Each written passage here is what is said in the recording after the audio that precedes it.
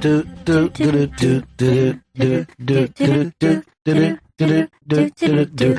the Bennington Show on a Monday. Started off with a little tribute song. This is a little tribute to Holly Woodlawn, who was the inspiration behind that song, and she passed away this weekend. So she was a trans actress. She was in Warhol films, Trash, and yeah, she was the Holly from Miami, FLA. So she passed away. Yeah, she passed away. Yeah, this weekend of cancer. And so it's a little tribute to Holly. You know, I heard her name pop up because she had been sick, and one of, like, the first kind of openly living that lifestyle. So, obviously, a hero and a pioneer in that. But, you know, I talked with Jim Norton not too long ago, and he does not like that song. And I thought this is the transvestite song. You think that he would love it? I know. Since he's playing one in Ricky Gervais's new film, which I cannot wait for. I cannot wait for. I know. And I know what I'm going to do when I go to see it. I'm going to yell out in the theater, "I know that dude." And it always gets a big laugh, you know, because everyone goes, "Oh yeah, I like that movie." Even if they don't get what you're saying, right? They know the movie. Speaking of which, and this is very, very exciting news. I get an email from Mr. Jermaine Lassire, and he has seen the film by Quentin Tarantino called Hateful Eight, and told me he loved it. Says he doesn't know where he's putting it in his Tarantino lineup yet. Yeah. Because everyone feels the need to do my 7th favorite Tarantino film. Rank them. I do it myself because I'll scream out, "Can anything beat Pulp Fiction?" And then I'll go, "Yeah, Reservoir Dogs." But he loved it. Also, he had an interview over the weekend. He hadn't done it yet, but was scheduled to do it with Mr. Han Solo. Whoa, Han Solo himself? Yeah, he would be in the full garb, you know, acting like Han Solo and doing that whole thing. So how was your life as a smuggler? Did that affect you? Now, your dog. What does a Wookiee smell like when it's wet? Disgusting?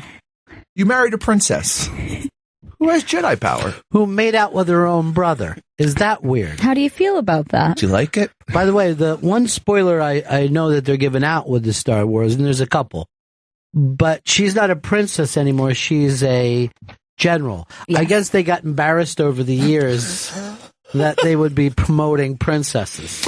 Well, also, like, her planet blew up, so she really ain't the princess of shit anymore. I mean, she doesn't have, like, subjects, so, I mean, she's gonna have to find... We're really gonna do this now, right? Oh, boy. We're gonna become those guys. Don't go too deep into Star Wars. Yeah, you're right about that. We're deep in now. By the way, the person who, when Kevin Smith would get into that shit about, you know, what about some of the guys that were just like union guys working in the Death Star? You don't care about them? All right, here's some of the stuff people are tweeting it to us. It's Army Navy Week. Hashtag Go Army. Hashtag Beat Navy. Hashtag Bennington. I always watch the Army Navy game. So since I was a little kid and I used to play it in Philly, and now I think it travels because they used to play it there because it was halfway in between the two. I was going to call them campuses, but I guess it's not a campus. It is a campus, but it's also a military base. But I always rooted for Navy my whole life. My dad was in the Navy, and then you do something like that when you're little, like, oh, let's go, Dad. I'm on my dad's team. Yeah, I remember once. I said, "Did you play in this game?" He goes, "Fuck, you kidding me?" Swab. But it's such a great and cool game. When you see how much those guys have to do every day before they get to football practice, it's really the last thing of a very long, physical and draining day. This is kind of cool, and you will like this, Chris Stanley. Okay. Wait, I lost it. I got to go back to it. Was met the creators of Panel Syndicate. And one of them, of course, is Brian K. Vaughan. Hell yeah. And he complimented my Scope Bros shirt. Oh! Hashtag Rock God. What? Whoa! Yeah, he's great. Brian K. Vaughan's brilliant. You and I are seeing this movie, this Quentin Tarantino movie, later this week. Or should we just send Joey Jojo and Vito, since they do movie reviews now for the Scope? We do. We can review the shit out of that. You guys had a solid Scope this weekend. Thank you. It's a lovely time seeing the movie Creed. Look who it is. It's, according to this, Jermaine Lassard has called me. G-Baby. 109, is that the name? io9.com. io9. And he talked with Han Solo over the weekend. G-Baby, how you doing, pal? I'm doing really, really great, Ron. Yeah, that was kind of crazy. I mean, Han Solo's my favorite character for like the longest time. I like collect Han Solo shit.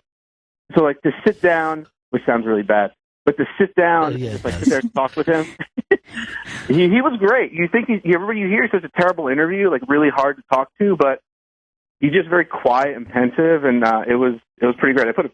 I never asked for photos after interviews, but I had to for this one. I put that up on my Twitter. Of course, you've loved him since you were a child, right?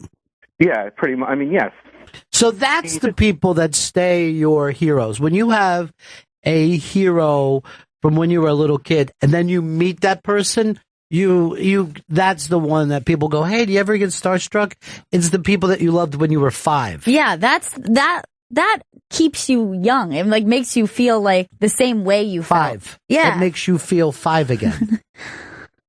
And that person's always such like a grown-up in your mind. Like maybe, now you're both adults, but in your mind, they're like, they're a grown-up and I'm still a kid.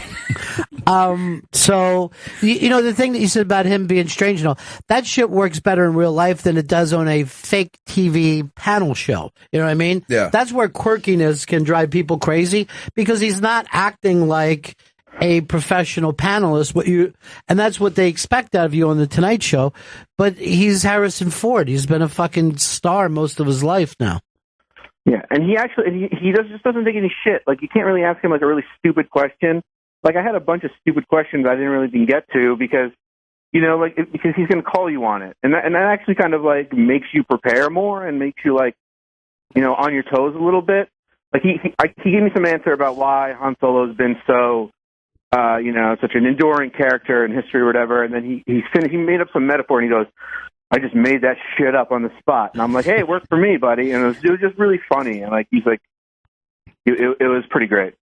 So it was just you and him sitting there? Yeah, in this huge-ass room, and yeah, it was just he and I for about 10 minutes. I also got to talk to J.J. Abrams, Oscar Isaac, and Gwendolyn Christie. But seriously, who cares about any of that? I know, it's Solo. true. Come on. But they didn't show us the movie. So you're doing all these interviews without seeing the movie, which is well, I guess they're never showing the press the movie because they can't trust you. Well, some of the press get to see it on Monday, a week from today, including myself. Oh. Some of the press. Yeah, I got invited. I'm going to the world premiere. Where's that at? They haven't officially said yet, but the rumor is it's going to be at the Grauman's Chinese and the Dolby Theater next door, which is where they have the Oscars, and across the street at Disney Theater. All 3 theaters at once. And then everyone goes to a party afterwards? Well, I don't think we get invited to the party afterwards. But yeah, that'll be a very exciting night for you, right? That almost seems like an old Hollywood night, Yeah, it does. I mean, usually you go to those premieres and A, you don't care about the movie, or B, or if you're not working on the movie, or B, you've seen the movie already. Like this one, nobody has seen it yet, so they're really sort of unveiling it to the world at the premiere next week. Now, this might be a little off, but do they sell Chinese food at that place? I think that would be really great. At least an egg roll. Have some noodles. Oh, I would love that. During a movie? Yeah. Pass the soy? Too much soy. I've oversoyed it. You ever see what people say that? Set that mystery. I don't know what it is, so I think I'm fine with it. Well, that's fantastic, Jermaine. I'm very, very happy for you, my friend. Thank you so much. Yeah, it was great. And I will definitely call in next Tuesday and give you my totally unbiased review of the film. because it's not something I've been thinking about every single day for the last 3.5 years. So. Yeah, it'll take you another 3.5 years before you can actually stand back and think to yourself, "Hey, there was a part I didn't like."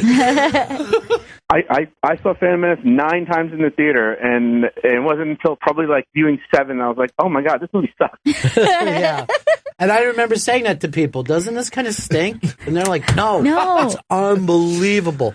Although Gail's cousin was a little kid when that came out and loved Jar Jar Binks to ridiculous amounts. Loved because it was perfect for a little kid. He was like a big cartoon character. Yeah. And it was also funny because it was her Star Wars. It was the one that came out when she was young. So, of course, she would have the connection to it, like the way young people did with the original Star Wars. Yeah. And I don't know whether that generation held on to that, you know, or else they, I don't know, still got Jurassic Park or whatever the hell it would have been. Hey, and you love the Tarantino? Yeah, it is so good. I woke up the next morning I contemplating just all these scenes, thinking about it, and I honestly think Samuel Jackson's character in this might be the best one he's done in a Tarantino movie.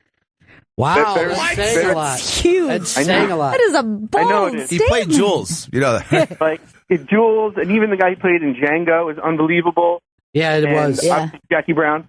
But this guy, you guys will see this week. Everybody else will see on Christmas. He is a motherfucker. It is awesome. All right, that's great news. All right, buddy, talk to you later. All right, later, buddy. One of the things I love about Jermaine Lassier is he honestly loves his job.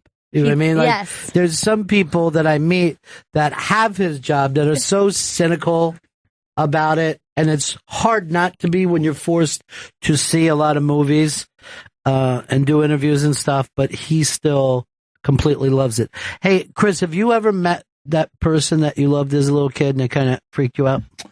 No, I think like as a little kid, like sports stars were the ones that I really, really loved, and I never got to meet Jeter or like Paul O'Neill for some reason. That would be it for you, Paul O'Neill. Honestly, if Paul O'Neill or Derek Jeter, I would fucking start. I wouldn't be able to control myself. Jeter will never come in here because he doesn't give a fuck. But there might be some thing that Paul O'Neill is doing one Pushing day. the Yes Network for some reason. What about you, Gail? Well, for me, I didn't meet, but even seeing Joey Ramone was huge because I had loved him since I was young. Any wrestler that I met as a kid was massive to me because that was meeting a real life superhero. Yeah. So those were a huge. The first time I met Macho Man was huge. I was walking next to Gail when we were at St. Mark's Place, and Joey Ramone was coming, and we hadn't lived in New York that long, right? No, we had just moved. And you know how St. Mark's Place is almost like a throwback street? Yeah. And then Joey Ramone dresses as if he was walking up on stage anyway. Yeah. That's awesome. You know what I mean? Like he's wearing the T-shirt, the leather jacket, the ripped jeans. And Gail's walking next to me, and then she just starts to walk into me, and like her little knees are giving out. I was in shock. I had no motor skills after that. Neither did he, which was odd. Oh. But he never did. Not true. Not true about Joey. Mine, of course, was the great Gene London. Gene London. Who was a kids show host in Philadelphia. And I was like crazy about him and would sit and watch his show every day. And then Fez booked him to come in. And it was like the craziest feeling. Like when I saw him, I wanted to jump behind my mom's skirt and just hold on to it real hard. And it was funny. He's coming through the lobby and he just says, "Oh, Ron, look where you work. You're doing so great." And I was like, "Yeah, I am doing great." That's crazy. But I don't know, like he talked to you like the way a kindergarten teacher would talk. Right. And he was not just a kids show host. Like he had this designer, he had owned a design shop in the Village, and he had, I believe to this day, the largest collection of Hollywood gowns. Like he takes them out on tour. So it's like Vivian Lee's gown and all that. He was collecting them before they became really expensive. You know, like I don't know whether he still buys them, but he gets them all from the 1940s and stuff. And he, and those gowns go around the world. Was he Love, Luck, and Lollipops? Did that come from him? No, that was Sally Starr. He lived at Cartoon Corners. Cartoon Corners General Store. He lived underneath, actually. But look at those gowns and shit. So we didn't know it as, a kid, but he was pretty much out. And the kids there loved him. And he would just tell stories and draw. And then they would break it up with some old cartoons. But I love that kind of that gentle speaking that people like that have to do. Because it's not when you're talking down to a child and it's not making it stupid, but it's making it simple and sweet and kind of slow. It's the same way that Mr. Rogers talked. Right. If I hear Mr. Rogers talk, I immediately well up. He could be talking about anything, but it connects to something. But see, this was the thing about Gene London. He would do these stories. And he would do all the characters from the thing and be like wicked people and scary people. And he'd scare the fuck out of you, too. Oh, really? He would be like really nervous that something horrible was going to happen. And he actually even told me he tried to make the kids piss themselves. What? Yeah. He did? Yeah. He tried to scare them so much that they would piss themselves. That's terrifying. I think he had read that Walt Disney used to go around and, like, if they showed a thing at Radio City, Walt Disney would go around after and put his hands on the seats to see if the kids had pissed themselves during different parts. Okay, that's really scary. That's bizarre behavior. I do that for adult movies. I go, did anyone piss before I sit down here? Okay, we got a winner right here. Yeah. The seat's so warm. It's fresh. David Morris said, I loved Charles Nelson Riley and Paul Lynde. Gay translated it funny at that age. It really is true that little kids do like that kind of gay character. Right, because they're animated. Pee-wee. Yeah. Kids loved Pee-wee. Yeah. And that was a clearly effeminate, kind of wild character. But yeah, I think it's because they connect to, just that kind of bigger than life animated personality.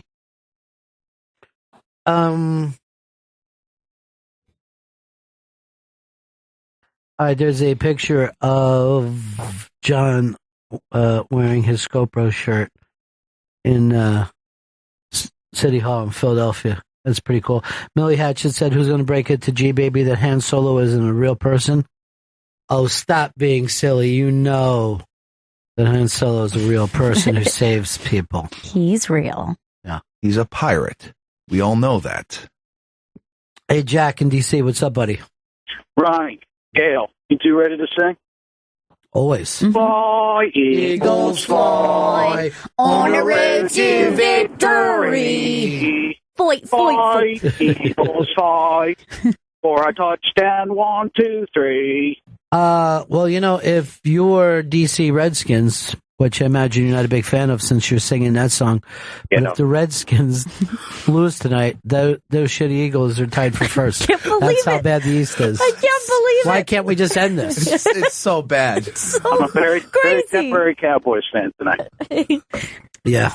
This is one of those things where you're suddenly rooting for the Cowboys. This is the weirdest thing about sports, too. Because I think Brady is a fucking wizard, and I'm just happy to live in a time where you can watch that man play. But yesterday I was calling him a fuck and a cheater and a piece of garbage. And the other F word. And that's what sports just take you out of your sane mind. Yeah, you're no longer a normal person. And then seeing the Giants lose to the shitty fucking Jets. Fucking Eli. Nuts. Tom Coughlin. I mean, that fucking East, Tom Coughlin looks like he's done because he's all right. The papers today are saying, well, it looks like Tom Coughlin has gotten himself fired. He did it on purpose. They're saying like they're just fucking. Maybe his brain is gone because he doesn't give a fuck after the third quarter because he just makes one bad fucking decision after another. He always did. I mean, the fact that he has 2 rings are shocking. When he came up from Jacksonville, I'm like, this guy won't last long. And he's been here forever. 12 years or something. That's crazy. He's got to probably be the longest reigning coach, right? Because it's a difficult thing to hold on that long. Tomlin's been in Pittsburgh for a while. Really? That long? Oh, and I guess New England. Yeah, Belichick. Yeah, fuck the Giants. It's over. It's really depressing. Kenneth Pogue says, I see that my hashtag Scope Bros shirt is on the way. Yeah, it is. It's coming to you. Tracking dog. Coming to a theater near you. Tracking dog.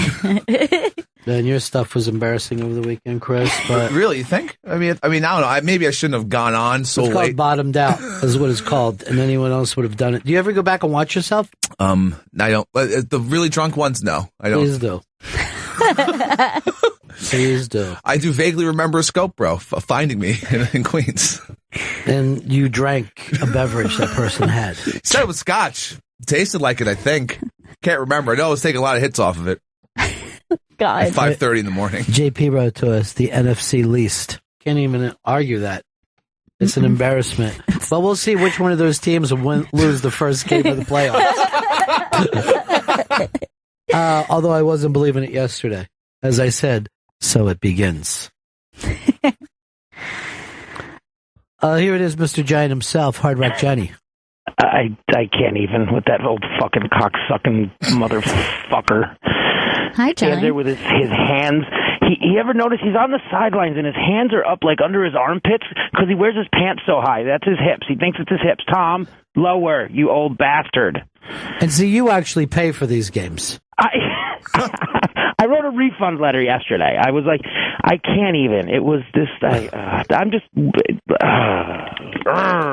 Danny Golightly was scoping from there, and her seats were so bad that the fucking flagpole was beneath her. She's up there. She's like this. I'm so scared. I don't like these heights. This is freaking me out. The upper level at Giant Stadium is so steep when you're in the upper deck. Yeah. You feel like you're constantly, you're in your seat. Like, I feel like I would want a seatbelt if I sat up there. It's like you're just leaning terrible. Forward the whole time. Those kind of seats. We're down a little. We're down a little. Philadelphia's the same way. I mean, it looks like it's a straight jump to me. But so they could fit more seats in. You know. Yeah, but I have a TV at my house. I don't need to be up. I wasn't there. I couldn't go yesterday. It was horrible. I would never have gone to a Giant Jet game. I would have killed somebody because I knew the Giants were going to lose. But I even have a trouble like getting to your when you have to move. Yeah. Through the aisle. I always just feel like I'm gonna. You're gonna fall straight down. Yeah. Forward. Did you see, like, I thought it for stadiums, they need to do something where, like, they load the stadium sections outside and then drop it in with a crane. Oh, that would be great. Their Airbus just came up with they put a patent on an airplane like this, where they're going to load the airplane cabin and then put the cabin onto the body of a jet. Someone wrote, the NFC South is worse, far worse. They've got the undefeated team. 12-0. Yeah. They got Carolina, and I'm telling you that fucking Buccaneers team is turning into something with their rapist crab-stealing quarterback. Yeah, but I mean, you're 6-6, 6-6, 4-8, and then 12-0. I mean, in that game, did you watch any of that game yesterday? Yeah, I caught the end of the game. Holy God, that Cam Newton is just insanely good. Yeah, I know. He's really fucking good. And Chris Stanley was on to him early and then dropped off. And for some reason, you were like, every week I said, dude, if you bring up Cam Newton on the air again, I'm fucking going crazy. But look how many yards he's throwing. You can't just say the same name every fucking week. And now he doesn't mention him at all. I get obsessions. I mean, yesterday his stat line was insane. Yeah, 5 touchdowns. He's had 5 touchdowns 2 weeks in a row. And he got crushed trying to get in the end zone. He slowed down. He thought he was going to make it. Didn't see someone and got crushed and got right back up. He's like, all right, I'm good. I'm okay. Yeah, he is just a fucking stud. I mean, he's tall. He's strong.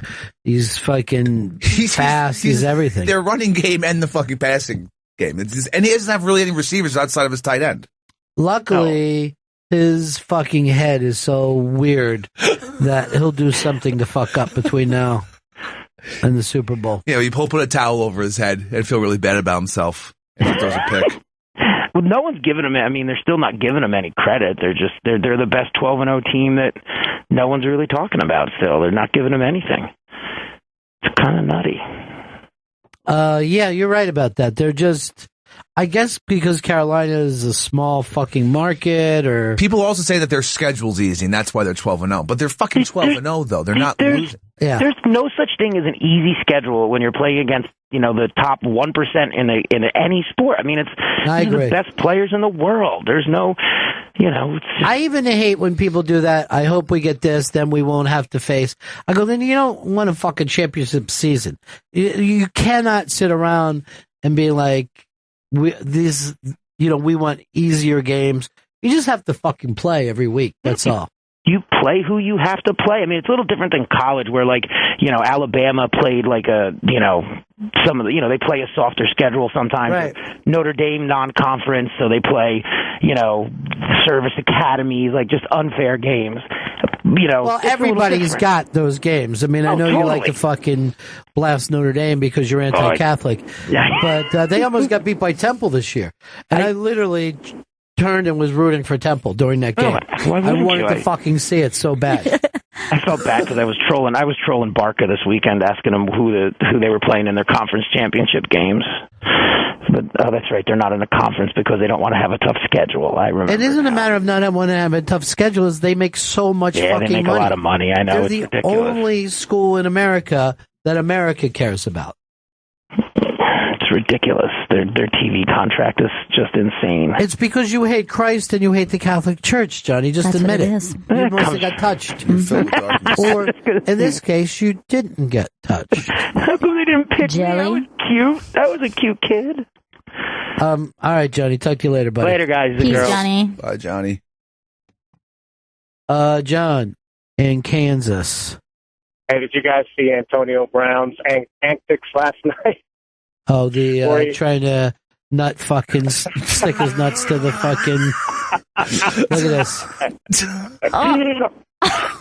He just runs balls first into the fucking goalpost. Now, here's the bad part of it.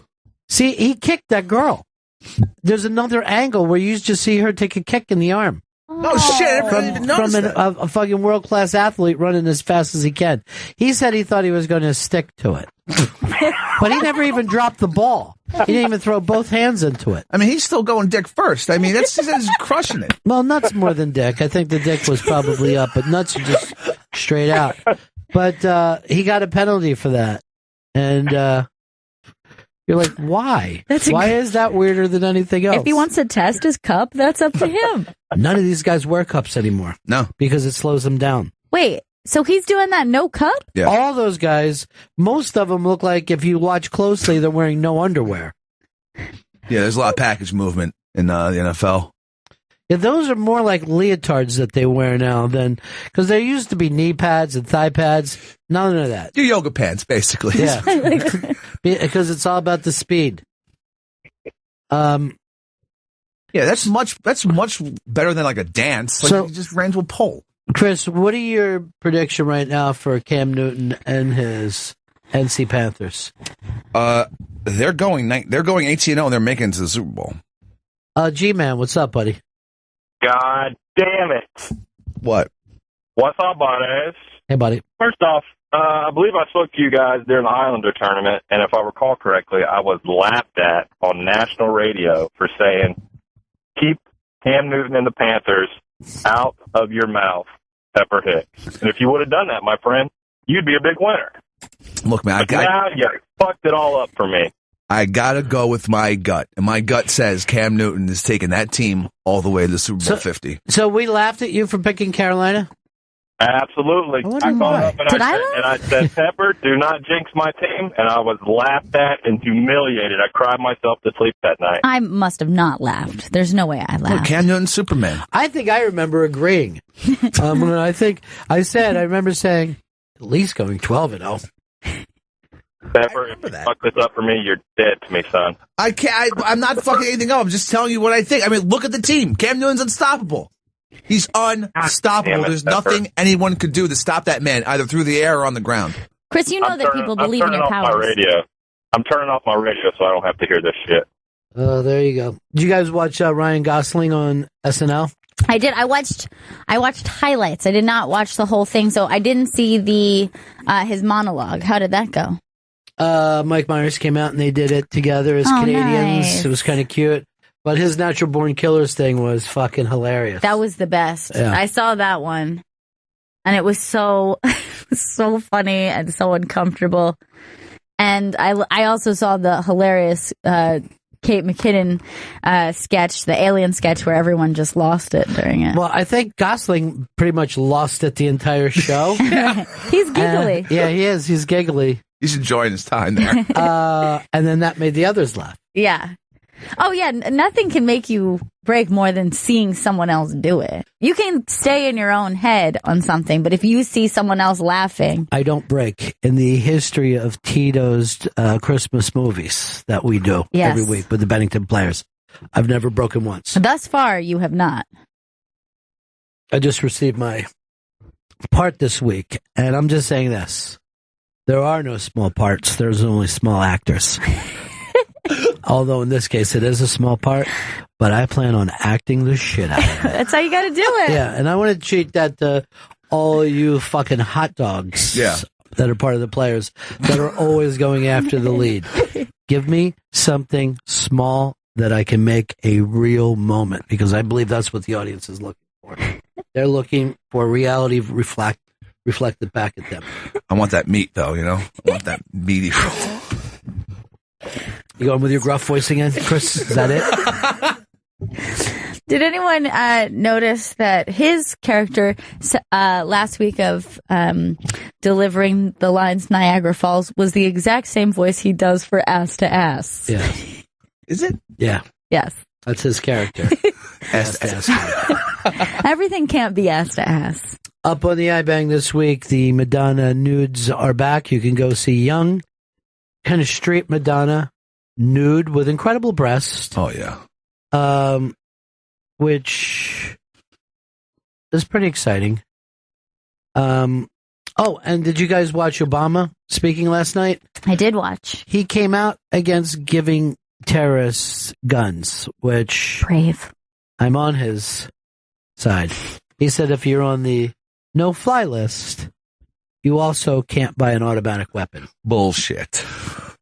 I can't imagine anyone is against that, except for ISIS or ISIL themselves. ISIL. ISIL. No one's calling it ISIL besides I am Obama. now. It seems... See, it's the correct name. The other name is stupid. There was also the thing of the Bills fans. This is up on the iBang today. Fucking in the parking lot. I don't know who sent that in. Was it you, Joe? Yes, it was. Your stuff is people fucking in public. Yeah. Or Kelly, what's her name? Oh, whatever. Not Khloe Kardashian. Oh, Kendall and Kylie. Yeah. Kylie Jenner. Jenner, yeah. And you're almost a daily basis on them. Yeah, check them every day. You like public sex and celebrity nudes. That's you. It's me. Wait till he gets to celebrity sex, public sex. What's going on over there, Chris? Computer's frozen. I have to restart it. Okay. Aww. We have that computer over there. It's the same computer. It would be frozen over there, too. It never happens during the OP radio. I don't know what's going on. It's just stuck. I get that we have Christmas lights in this room, and I am pretty festive this year. Yeah. But do they have to be on? I think lights should be on at night, not during the daytime. I mean, it is a little distracting. Doesn't a Christmas tree look depressing with the lights off, though? It does. It's just no fun. No. It's dead. It's just a dead... You know, you have to have a dead plant in your house. Well, I think, I mean, it's not dead, but it's certainly not. It's dying. No. Kyle, what's up, buddy? Hey guys, did you see Leon Bridges on SNL? I thought he was amazing. Yeah, we just played him not too long ago on our Friday. Yeah, that's what you missed, Gail. I know. You're not part of that. I did see that he was on there, so I'm looking forward to listening to his tunes. Anyway, we can't see it here, but you can go to the iBang and see Bills fans fucking. Found for you by our own Joey Jojo. Thank you. The sidekick to Vito at the movies. And they're going to save you an aisle seat. Is Vito your favorite sidekick? Or you see Vito as I guess. Yeah, I see Vito as the main guy. Yeah. And Joey is his little sidekick. Well, he was the one wearing the Rocky suit yesterday, Yeah. so I had to play the other parts, So I was felt like you were training mean him. to him, and I'm glad it blew up in your face. I think you should dress like him. We need you to be a mini version. All right, let's see the fans fucking. Yay, we got it. I feel like this is a fappening, though. Like they were doing something on their own. Man, fucking Bills fans are animals. They fuck outside like dogs. Look at that. Oh, When she's holding onto a car. And they fucking cover his face. And not her ace. I remember earlier in the season, there was that Bills fan who I thought might have been finger in the butt. Earlier, there was that candid picture. They're going nuts. Maybe they were the same people. Perhaps. I take a fucking hose to them, just start fucking spraying them. Stop it. Came apart. Separate you two. Go lay down. There are a lot of gross Bills fans videos this year. What the hell's going on up there? I'm just, well, they party. Look, it's even warm though in Buffalo this year. El Nino, I guess. Yeah. Yeah, I blame it on El Nino. Warm enough to get it on. Get it on, bang a fan, get it on. She has a pretty spectacular angle for herself, too. Yeah. She's got a good thigh-butt ratio going. Yeah, she's doing most of the work. He's from behind, but he's basically standing still and just enjoying. Well, when you're using that car door as leverage.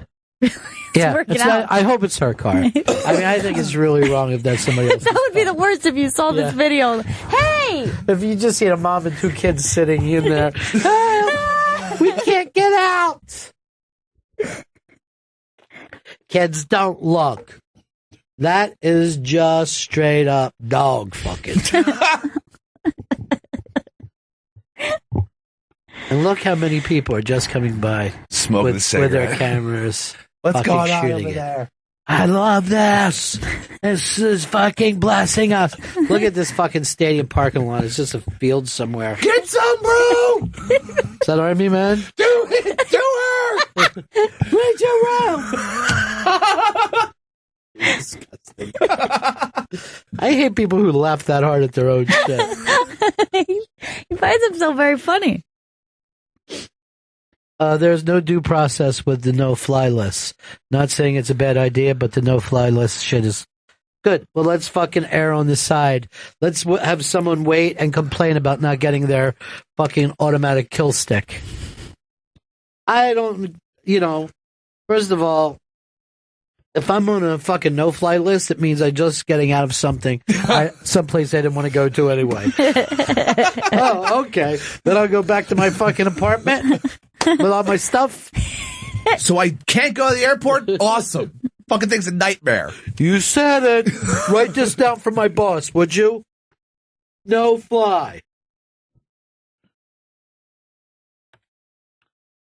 These two should be on the no-fly list. Why? This is kind of like terrorism. Cause I literally hope that she gets pregnant and they can save this video for the baby. That's beautiful. Here you are being made. We'll call you parking lot. All right. Captain D said this. Joey Jojo is Robin to Vito's Batman. But hold on. Robin badass.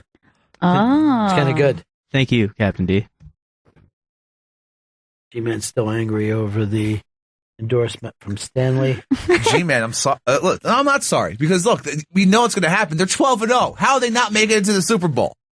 How is Cam doing? I was just looking at the thing. That's your vest in that picture.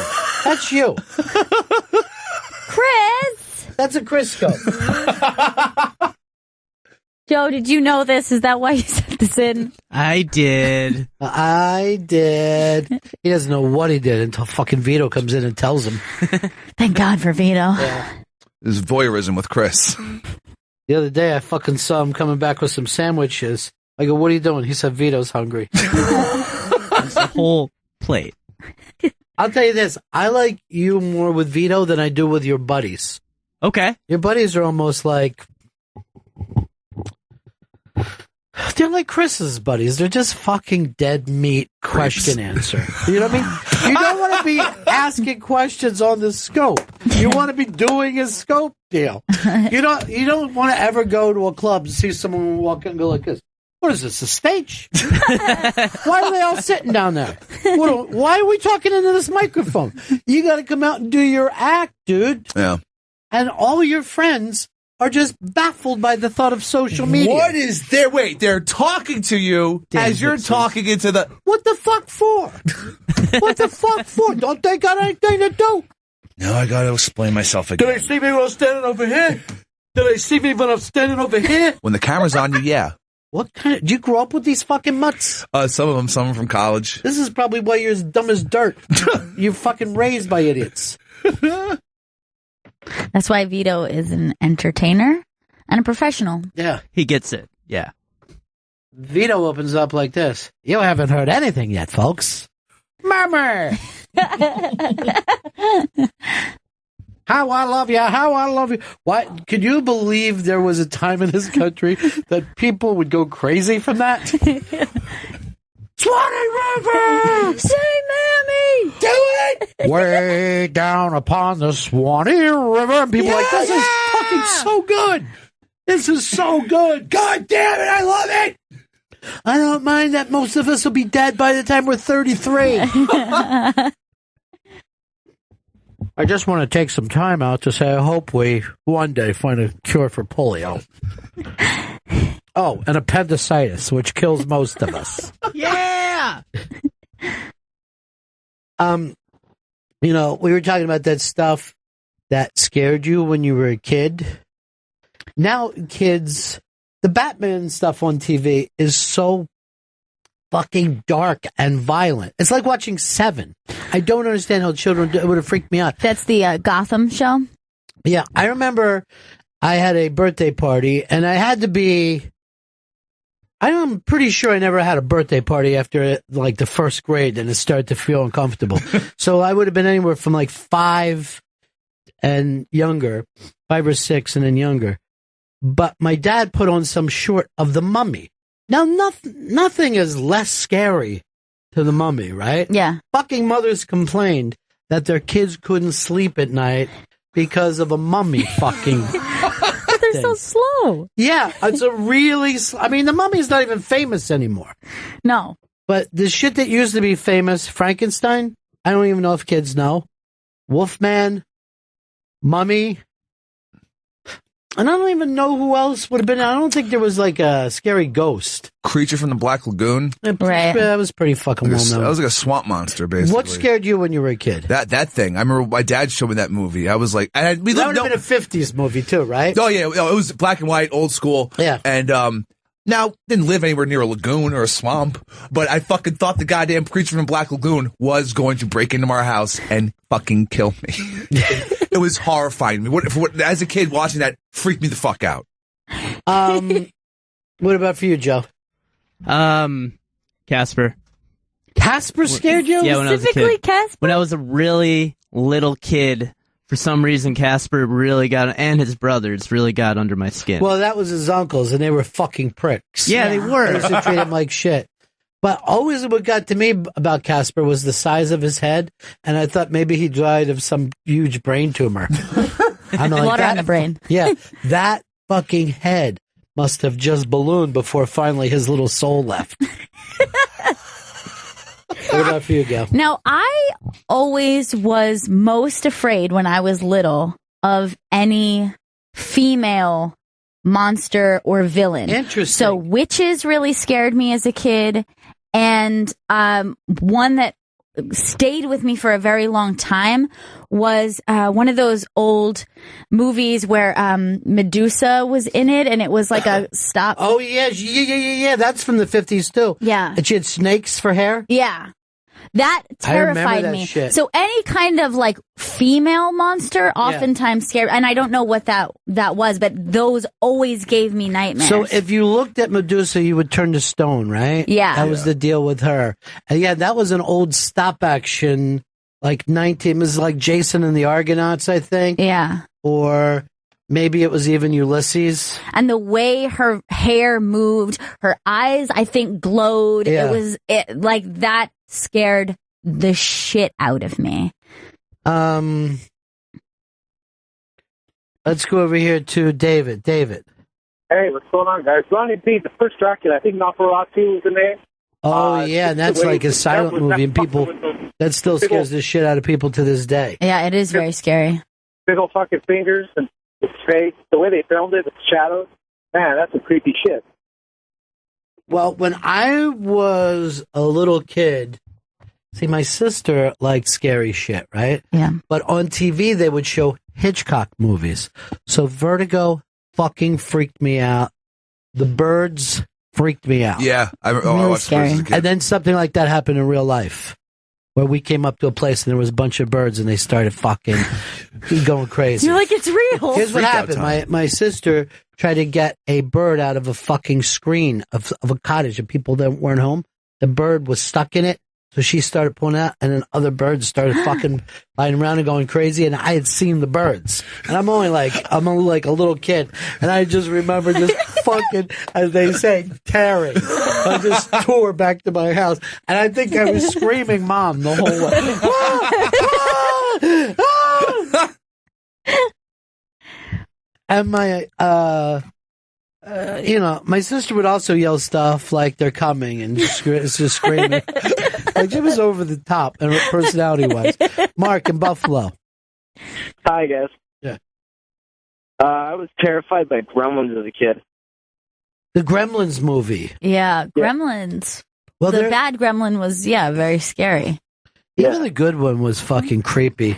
I don't like things that aren't act human that aren't. Dave. So cute, Gizmo. Dave.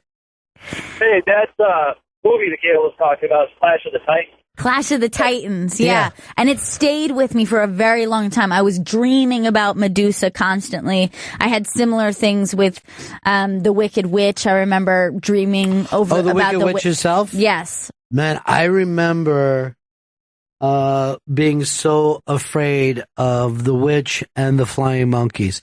And that fucking scene when the monkeys take off with Dorothy and her feet are like fucking kicking. And then my family would laugh because I'd be like, we'd all be watching fucking Wizard of Oz. And then I would get up and sit next to my parents and everybody would laugh. Like, that's a fucking horrible thing to want to know that I'm in a safe spot. This is a safe place. And I'd yell out, I'm not ashamed. He looks to his parents for protection. What? So what? That's what you're here for. Now that I'm looking at this photograph of the Medusa, both her and the Wicked Witch are like scary green-skinned women. Yeah. There's something similar happening I think there. it's really funny that you even come back that you were afraid of women. Yeah. Carrie in Indianapolis. Hi. Yeah. What's up? Not much. Love listening to you guys. Well, what can we do for you today? I was with her. The Medusa always freaked me out, but Clash of the Titans was the one that always got me. That one seems to have scared a lot of kids. Yeah, it was super scary. And you saw it on TV, not in the theater, right? Right. I saw it in on TV, and I remember being like really fascinated by it. But everything was scary, but specifically Medusa and her. She had like the big bow and arrow. She had this glowing eyes. Nightmares for weeks. She's not real though. No, she is. Look at this Muffy Life, Chris. Let me see if I could figure out who scared him as a kid. I'm going to say wiretaps was your biggest fear. Somebody was wearing Dick Tracy. No. There was this movie. I don't know what it was called. Again, I was young. We're going old, black and white. There was a lot of tumbleweeds and giant spiders. They used to make this creepy sound, and it fucking scared the shit out of me. It might have been like an Alfred Hitchcock movie or something. Well, no, Hitchcock didn't make those kind of monster movies, but if you're saying it was black and white, the 50s had tons of those kinds of movies. The B movies, right? Yeah, which they would then rerun on TV as part of the Late Show and stuff. I remember seeing one, and I think it was called The Attack of the 50-Foot Woman, right? And this woman grew to enormous heights, and I'm like, why am I up watching this? This is fucking scary. And also, the Incredible Shrinking Man, to go in the different direction, he kept getting smaller and smaller and had to fight spiders and shit. Oh, God. And then finally, at the end of it, he just was beyond what we could even follow anymore. That's scary. It fucking scared the piss out of me. And I did not want to shrink under any circumstances. But it is funny that you can watch a lot of those B movies now and go, why would that scare anyone? This isn't even slightly believable. It looks crazy. Yeah, the effects were terrible. But I used to wake up and just open up the window really quick to see if there were any tumbleweeds. I was fucking scared. I'd wake up to giant spiders. You're living in Brooklyn. There's not going to be any fucking tumbleweed around you. I didn't understand. I didn't make the correlation at that age. All right, thanks. Glenn. Hey, buddies. I don't remember movies ever scare me, but my grandfather, or great-grandfather actually, used to go to the wrestling matches at the Spectrum and wherever else in Philadelphia. And when the first time he invited me to go, I, for like 5 nights leading up to it, had nightmares because the wrestlers used to walk through the ring. I thought they called people out of the crowd, and I was so afraid that my 70-year-old great-grandfather was going to get called into the ring and get destroyed by some giant wrestler. I've seen wrestlers punch people, but Gail's brother wouldn't fucking cop to this today, but I saw him jump up when Papa Shango came out. Oh, yeah. Papa Shango was pretty fucking scary looking. Papa Shango was really scary. And early Undertaker, when he first started, when you were a little kid, the lights would all go out. It was very scary. Yeah, and that motherfucker never broke character. Ever. Even if he was in a movie, he was still that's the Undertaker, acting as creepy as he does on the fucking, on wrestling. It is funny that you said, I remember that when my big sister took me to a movie, and I was like, when the fucking lights shut down, I was like, hey, what is going on? Is there a problem in the theater? I didn't know the premise. And she's like, shut. I'm like, but the lights are out. It's better this way. Peg, the lights are out. Should we go outside with the sun? I didn't understand the way the world worked at the time. You were still new. Yeah, I was still new and fresh-faced. Were your parents were they embarrassed of your fears, Chris, or because they were like street people? They were like, "Listen, why are you so pissed? Not pissed, but scared about a monster that doesn't exist." Get together, kid. It's hard to believe when you're an adult. You're like, I tried to show you this because it's fun. It's fun. I'm looking at the creature from Black Lagoon. It looks like an idiot. But I know it's very fake looking. even other people's fears are always ridiculous to, you're sharing what you're afraid of, but to someone else, it's always crazy. And I remember having a conversation similar to this, with, my friends when I was a kid, and everyone was saying, this type of monster scares me, and, I'm afraid of this. And then I remember one of our friends saying, I'm really afraid of aliens. And we all started laughing hysterically. Like, aliens aren't real. That's so dumb. Who'd be afraid of aliens? They're great. But I'm sure some kids were afraid of even E.T. Sure. Lou in Scranton. How about the Hulk? How about when the Hulk changed? That shit was scary. Or when the Hulk's father, the green fucking gray guy, that shit scared the shit out of me. So now you had to see it at least twice, though. Why were you going back to the show? No, my parents, I'd be hiding behind the fucking couch. And they didn't care that you were scared by it? Nah, they laughed. You know that shit. No, I'm all fucked up over it. Now you're still fucked up. That's why I'm a fucking lunatic these days. All right, now here's Dave in Jersey City, and he's going to agree with you. Go ahead, Dave. Yeah, exactly the same thing. I was obsessed with superheroes and wanted to watch the Hulk every week, but I'd beg my mom to sit next to me because as soon as he started changing the Hulk, I would freak out and hide my head in the pillow. The thing that always scared me about that show was Bill Bixby. I'm like, nothing is moving at all with this guy. But yeah, so just us? Just us. Weird. When you think of some of these movies and TV shows, it's weird how that can stick with you. Let's go over here. Andrew, what's up, buddy? Hey, first of all, stuff like The Mummy, Frankenstein, The Wolfman, that's so over the top. I mean, I don't know how anybody could be scared by that, but I guess 12 years of Catholic school, anything with the devil, especially like Exorcist, I don't even want to see it. It's crazy. I remember when I tried to show my kids The Exorcist, and they were bored before we even got to that point. Really? I couldn't believe how slow that movie moves. Yeah. And I'm like, guys, I think you're old enough to see this. Very scary movie. So sit down on the couch and watch this scary movie. And if you need anything, I'll stop him. And they're like, what is happening? It's taking forever. It's very slow. When are we going to get to The Exorcist? There would just be long things of them walking around a desert and shit. But then eventually when it kicks in, it's terrifying, but it does take a long time. People used to take their time with movies like that. Yeah, I don't know. The 70s, nobody was in a rush. But I will tell you, when The Exorcist came out, a nation was petrified of it. And I was down in Georgetown and saw those steps. Oh, shit. On a foggy night. And I'm like, everybody's like, you want to go up the steps? I'm like, nope. Not going up the Exorcist steps. That's freaky. But I was only 40 at the time, so sure if I went back now, I'd be fine. But, I was still at that age. Still at that age when you get nervous. What about the Wolfman? Werewolves of London. Remember when when that movie came out? It's the first time we couldn't figure out the makeup. That guy, is it Baker? Something Baker? American Werewolf in London, right? Yeah. Well, he's the famous makeup guy. Well, to me, the scariest part of the werewolf is the transformation. Like what happens in the transformation, because it always looks like the person is in like pain while it's happening. That really scared me. Rick Baker.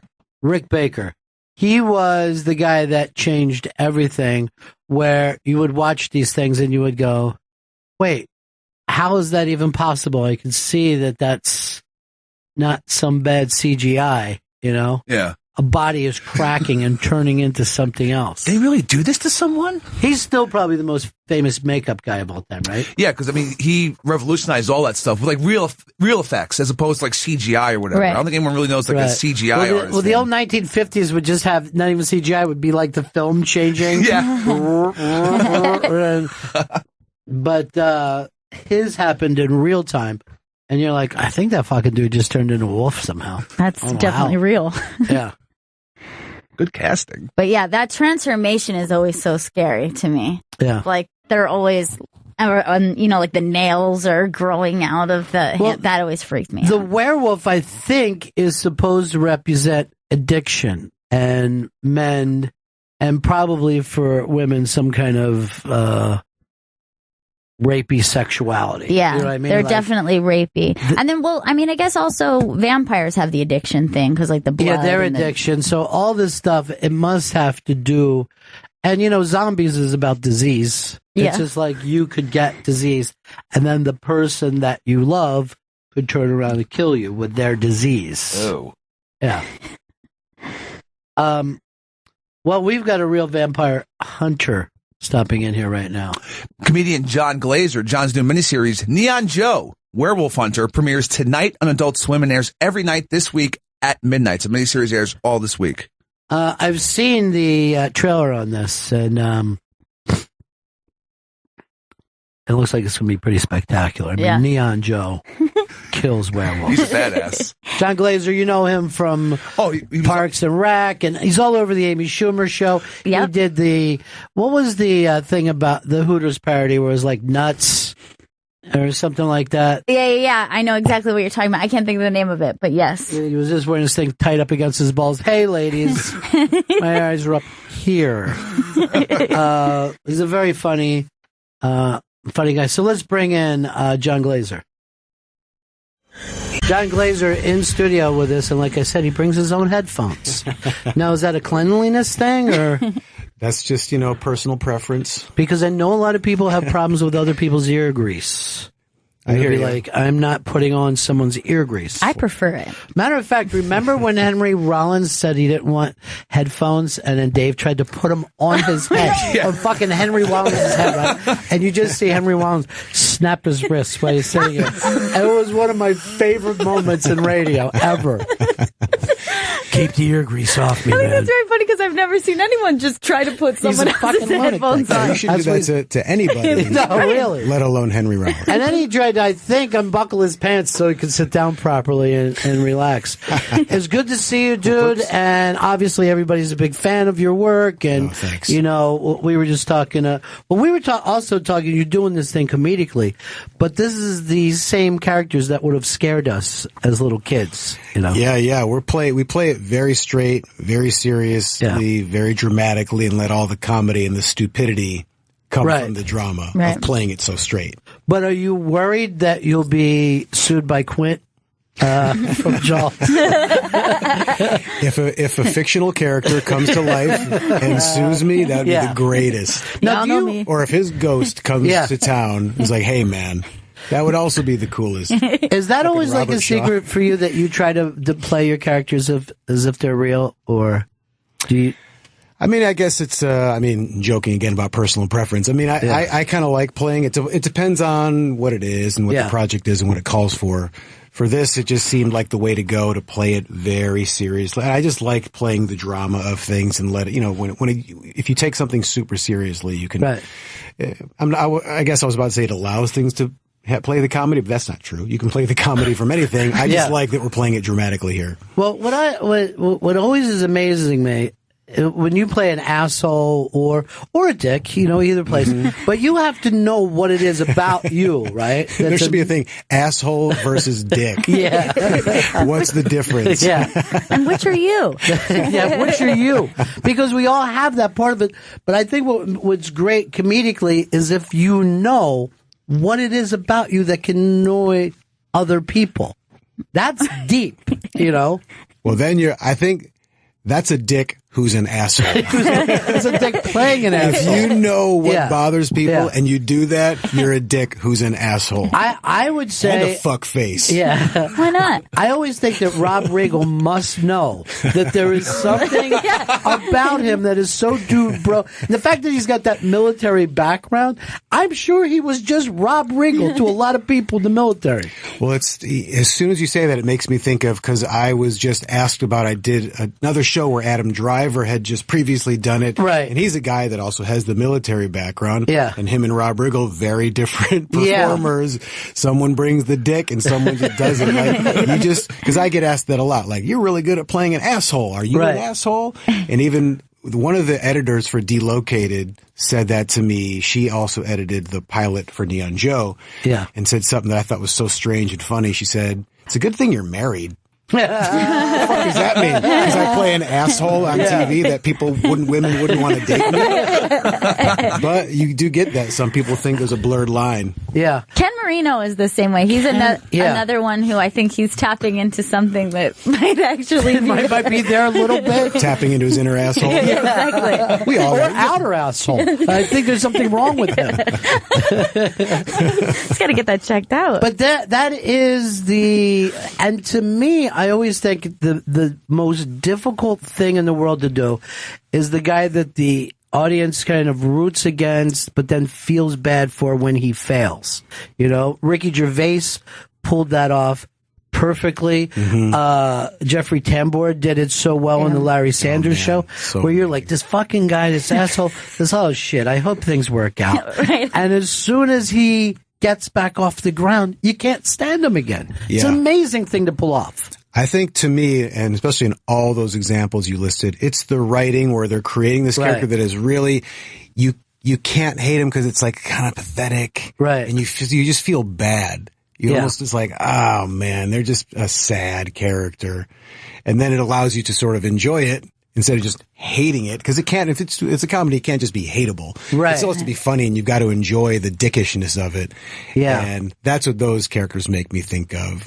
Well, yeah, there has to be something that they're acting like that to protect something in themselves. There's got to be some inner weakness that they almost feel like heroic for protecting that part of them that is just so fucking sensitive. Yeah, overcompensating the insecurities that they know will be exposed if they allow it. And if they allow it, then they're shown for what they are. Yeah. And they just overcompensate and do more, and they're just big dicks. But it's fun. When you get to play those characters, it's just the best because you just get to, freedom to act like an asshole with no repercussions in real life. Well, you've had this kind of career too, where you get to do almost everything there is to do in show business, right? You get to write, you get to perform on stage, you get to play these characters. I mean, you're all over the place. Yeah, I've been very lucky, for sure. It's nice to get to do both. Like, even when I got the Conan, writing on Conan, that was just, at the time, for sure, just like the dream job. And I couldn't believe I got it. And it was great to get to perform a lot, but also nice to not have to. Right. And just have the days where it's just you're writing and contributing and doing your part, and then just kind of lay back and let other people do more. So it is nice. And even just becoming a writer was nothing I ever thought about. It's the greatest thing that ever happened to me, just because it opened up a whole... You got to meet everybody. Just jobs, even just for myself, just for work. Yeah. And it's enjoyable, but it's also pays the bills and gives health insurance. And that's all great. So when you got the Conan gig, what were you doing right before then? Were you... I was actually living in Los Angeles and just sort of trying to be an actor and maybe a writer as well. I had been out there for a couple of writing jobs and then had submitted and got the job and moved back here like within a week. And I've been here since. I always think those kind of jobs were, and Jimmy's doing it at 30 Rock now, where it just feels like our biggest connection to old school TV show business, that whole big, like, hey, there could be dancing girls or an elephant on stage, you know what I mean? Like, really taking you back to like 1940s and 50s show business. It's really, especially when you're in that building, when I was at Conan, at 30 Rock, it really, every day going to that building, it felt cool. And that might sound corny, but for me, I was like, I can't believe I'm coming to work here every day and the history of it.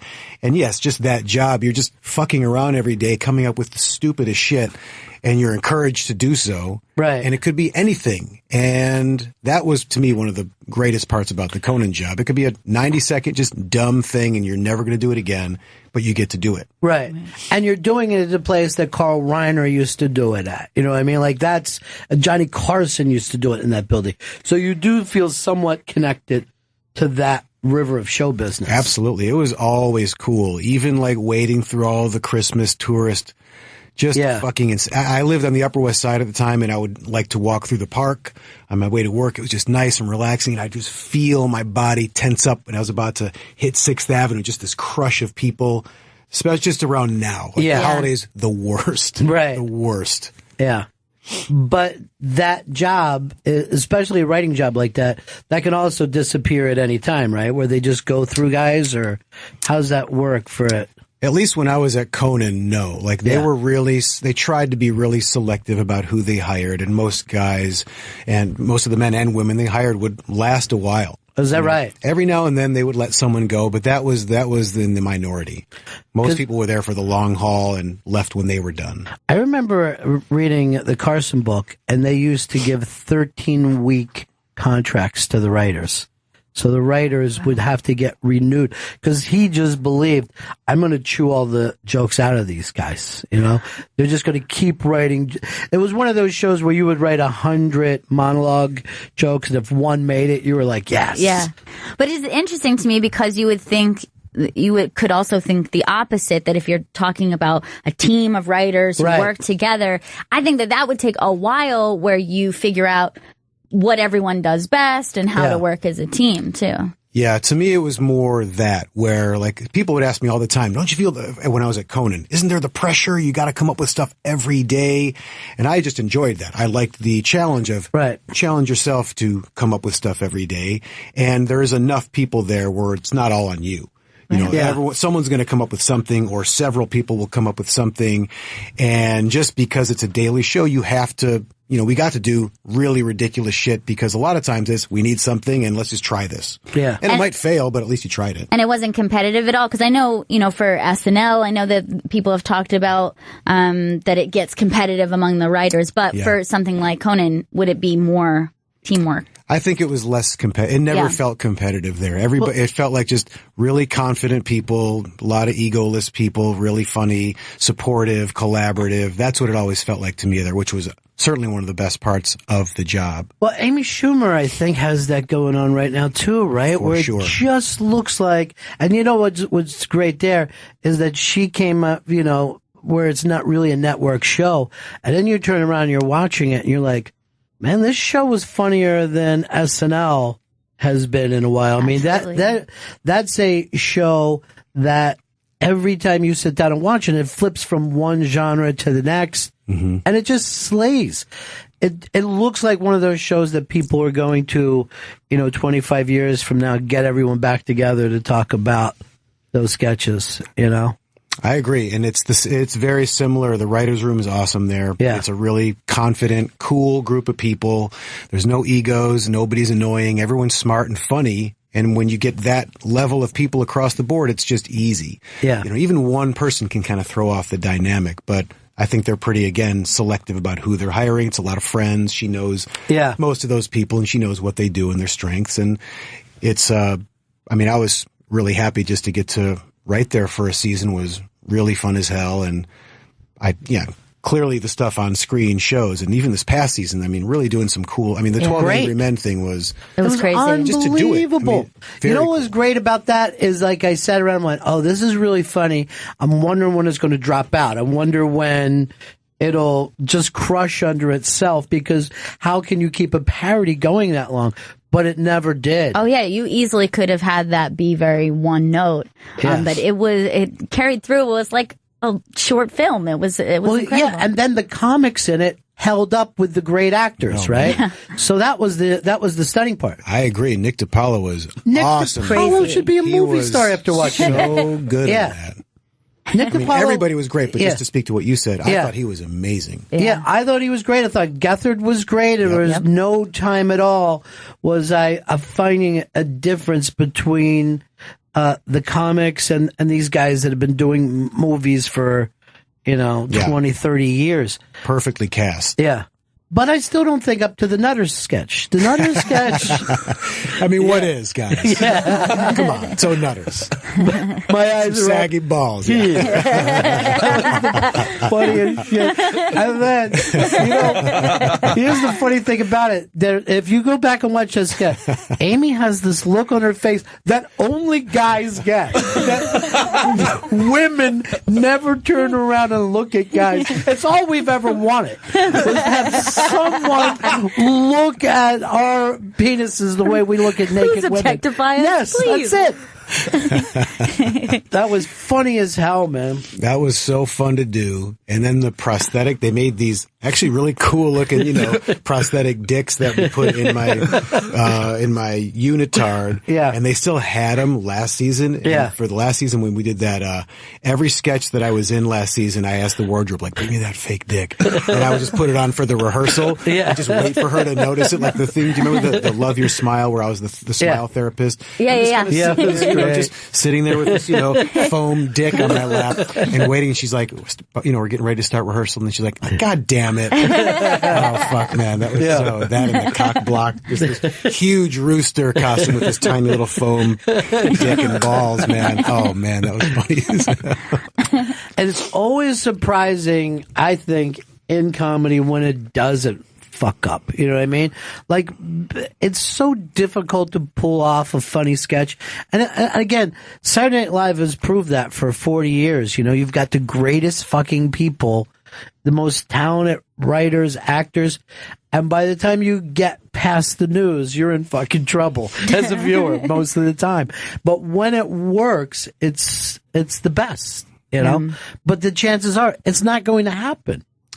Yeah, SNL gets bashed a lot, sometimes rightfully so, sometimes wrongfully so. It's just hard. You're just doing volume, and not everything's going to go well. Right. But at least you're trying. I'm always more just try stuff, and if it doesn't work, oh well. At least you tried what you liked. Yeah. And yeah, when it hits, it's the greatest. I watch SNL the same way I watch Monday Night Football. Like, it's on. It's it's happening. Let's pull for them. See what they pull off this week. Oh, that was a good game. Yeah, that wasn't a great game. Whatever. Some of it was good. Yeah. Then it became a blowout. What are you going to do? You get it's on. But you're right. Like most people, I think, who are fans of SNL, you probably stay with it throughout the years, even during times that they weren't, maybe it wasn't the strongest time. Well, I kind of continued to watch. You want it to be good. Yeah, but it's like following a sports team where you're like, okay, the team stinks this year, but there's this young guy coming up that I feel pretty good about. Things could start happening because it is one of those places where you can watch people become stars. Yeah, and that's a very rare thing. Of course, Amy had it with Parks and Recs, where suddenly people that were on that show in a small part are now in these giant movies. It's nutty to see. One of the biggest movie stars in the world. Yeah. Chris Pratt. That's nuts. I mean, it's deserving. Insane. He's so good, and he's such an awesome guy. Well, he's just adorable. And he's funny as hell also. Yeah. That's the thing. I saw some of that they'll put up some of the bloopers and shit like that, and that was a really, talk about a great bunch of people to pull together and hold that. And I think it's got a lot to do with the fact of Amy coming up the way that she did, that UCB way of wanting other people to do well. Yeah. Kind of the exact opposite of what a stand-up comedian does with their life. It's true, though. Doing that show is the greatest because everybody's supportive and the writing is pretty incredible. And Mike Schur, who runs the show, just has that same mindset of just making everybody look great. And everybody else, you're trying to make, it's all the improv training stuff. Like, you make your partner look great. That's your job. Right. And if you're both up there performing and trying to make each other look good, hopefully you won't fail. 9 times out of 10, probably not. Even if it's not hilarious, you're doing that. And that whole show is like that. Well, you're doing something with Adult Swim, which years ago couldn't even been on TV under any circumstances because it is madness. Thank you. Yeah. No, I know what you're saying, and I agree. And it's certainly feel not fortunate. It can't be set up as a mass appeal show. No. Because you have to stay engaged in the audience. You're basically doing work to keep the reality up with the people. Yeah, it's something I'll even when I post on Facebook, I'm like, tune in and enjoy it or not. Yeah. I know it's not for everybody and I don't expect it to be and I don't try to make it for everybody. And, Adult Swim, it's so cool that it even just exists and it allows these whatever weird ideas that can be super strange and creative and inventive. It's a home for these places and these types of people and creators and writers and comedians. And I love that you're doing it as a mini-series, too, because I think that throughout the week, each night doing an episode, I think it creates kind of an event that makes it stand out. I agree. I'm really glad they did that. I thought it was a cool decision, and it does make it like this cool event. It's kind of fun. I've never done something like that. It's been pretty neat. Well, when you become a fan of that show, it is like being in a club, right? Because you're basically with other people going to be discussing this thing that can't come on at 7 o'clock at night or 8 o'clock at night. I'm even wondering when that, do you think that style of comedy almost started with Chris Elliott, or does it go back before him? Because I remember Chris Elliott in the 80s. And I don't remember anyone doing that. I'm coming out to fuck up your show, and I'm going to take something and run that far with it and see if you stay with me. And I completely fell in love with him, and then to this day. Yeah, that's a good question. I'm not sure. It's certainly, I would certainly include, if he's not the guy, he's certainly a part of that discussion for sure. And just the fact that even him and Andy Kaufman and all that weirdo, challenging comedy, which is to me the best, or can be the best. I don't know, perhaps, certainly it's nice that even he was able to come back and do a show on Adult Swim. Sure. Where he got to do all this crazy shit. And I love that show. So me too, man. He's so much fun. But I I remember watching him on Letterman. First of all, you didn't see a show like Letterman before Letterman, The best. which people forget. Just the greatest. No one ever acted like their show was shit until Letterman. Anyone that, like in the 70s, if you had a small game show, you had to be like, hey, everybody, we've got this prize. Look at this. We're giving out $35. And then Dave I came want to out. see that show. Yeah. With that host. Yeah. And then Dave would come out. Everybody. They would act like, oh, God, no one's watching us, and this place stinks, and management hates us. And then you're like, wow, this is weird. And then Chris would come out and literally try to fuck up Dave and just break him or annoy him, just touch him and shit. And you were watching it and you felt like you were tripping at home. You actually felt like something has changed in reality. Yeah, it's pretty cool. And especially when you're growing up and watching comedy and you're all of a sudden exposed to something you've never seen. Or imagine like, oh, that can be done on TV, and it's massively inspiring, clearly, to so many people. Yeah. That show, especially the early Lettermans and all the Chris Elliott bits. It's pretty cool, and hopefully, I would imagine even like the first years of Conan and Adult Swim, it's inspiring younger people to say, "Oh, I can do whatever," and there's a home for that. And it works. It's not all just, it's not all just, hey, what's up, everybody? Right. We got this money for it. Well, now you got these kids doing shows in the back of fucking clothing stores and anything, I mean, they've really gone so far to act like I'm not going through the doors. You know what I mean? I'm not trusting the fact that I have to work my way up to be in this business. And what's interesting about that is shit does get invented now. You know what I mean? Stuff that for years you had to be told what you could do to get into show business. Kids now don't even understand that premise. They're like, we'll shoot it and put it up on YouTube. See if we get some people. That's the thing. There's just so many more options. There's cable, way more channels, the internet, obviously, with just so many possibilities, not to mention you don't have to spend a ton of money to get a pretty high quality camera and a computer with an editing system, and you just make your own stuff and don't wait for someone to give you a show. And the more you see shows like that, the more it creates, other people who become a fan of that thing, and then they think, hey, my friends are pretty funny, and I could write something like that. Right. It's always like tricky because there's so much, with that comes plenty of garbage. Of course. Sure. There's a lot of shit. It's like a garage band. You know what I mean? Like every once in a while they become the Rolling Stones, but most of the time they don't. Or even the big independent film boom in the 90s, it was some of the best independent films made, but because of that, everybody started grabbing a camera and writing. So you also got a lot of shitty independent film as well. But there's something at Sundance this year that they shot on phones. They shot the whole thing on phones, and it's up for the Independent Film Awards, which is kind of interesting. It's kind of an interesting thing where at least you're not going around and wasting your parents' and your grandparents' money like some of those kids did. All right, your idea for your new show, how did that even jump in? Because if you look at Neon Joe Werewolf Hunter, just doesn't roll off the tongue, does it? It's just it like trips and then falls on the tongue, and then you wipe it off your tongue and it's still on the tongue. Yeah. It just came from a thing where I was on Jimmy Fallon's show to promote the series finale of this other show I did, Delocated. And I wanted to think of something stupid to do for the interview, just to amuse myself more than anything, and not do like a straight boring interview where I'm like, here I am and I'm going to talk about the thing and then it's done and who cares? So I just picked 2 articles of clothing that I owned for separate comedy bits that I'd done around town in New York. One was a neon and yellow hoodie and knit cap from American Apparel, and the other was this pair of Coors Light sweatpants.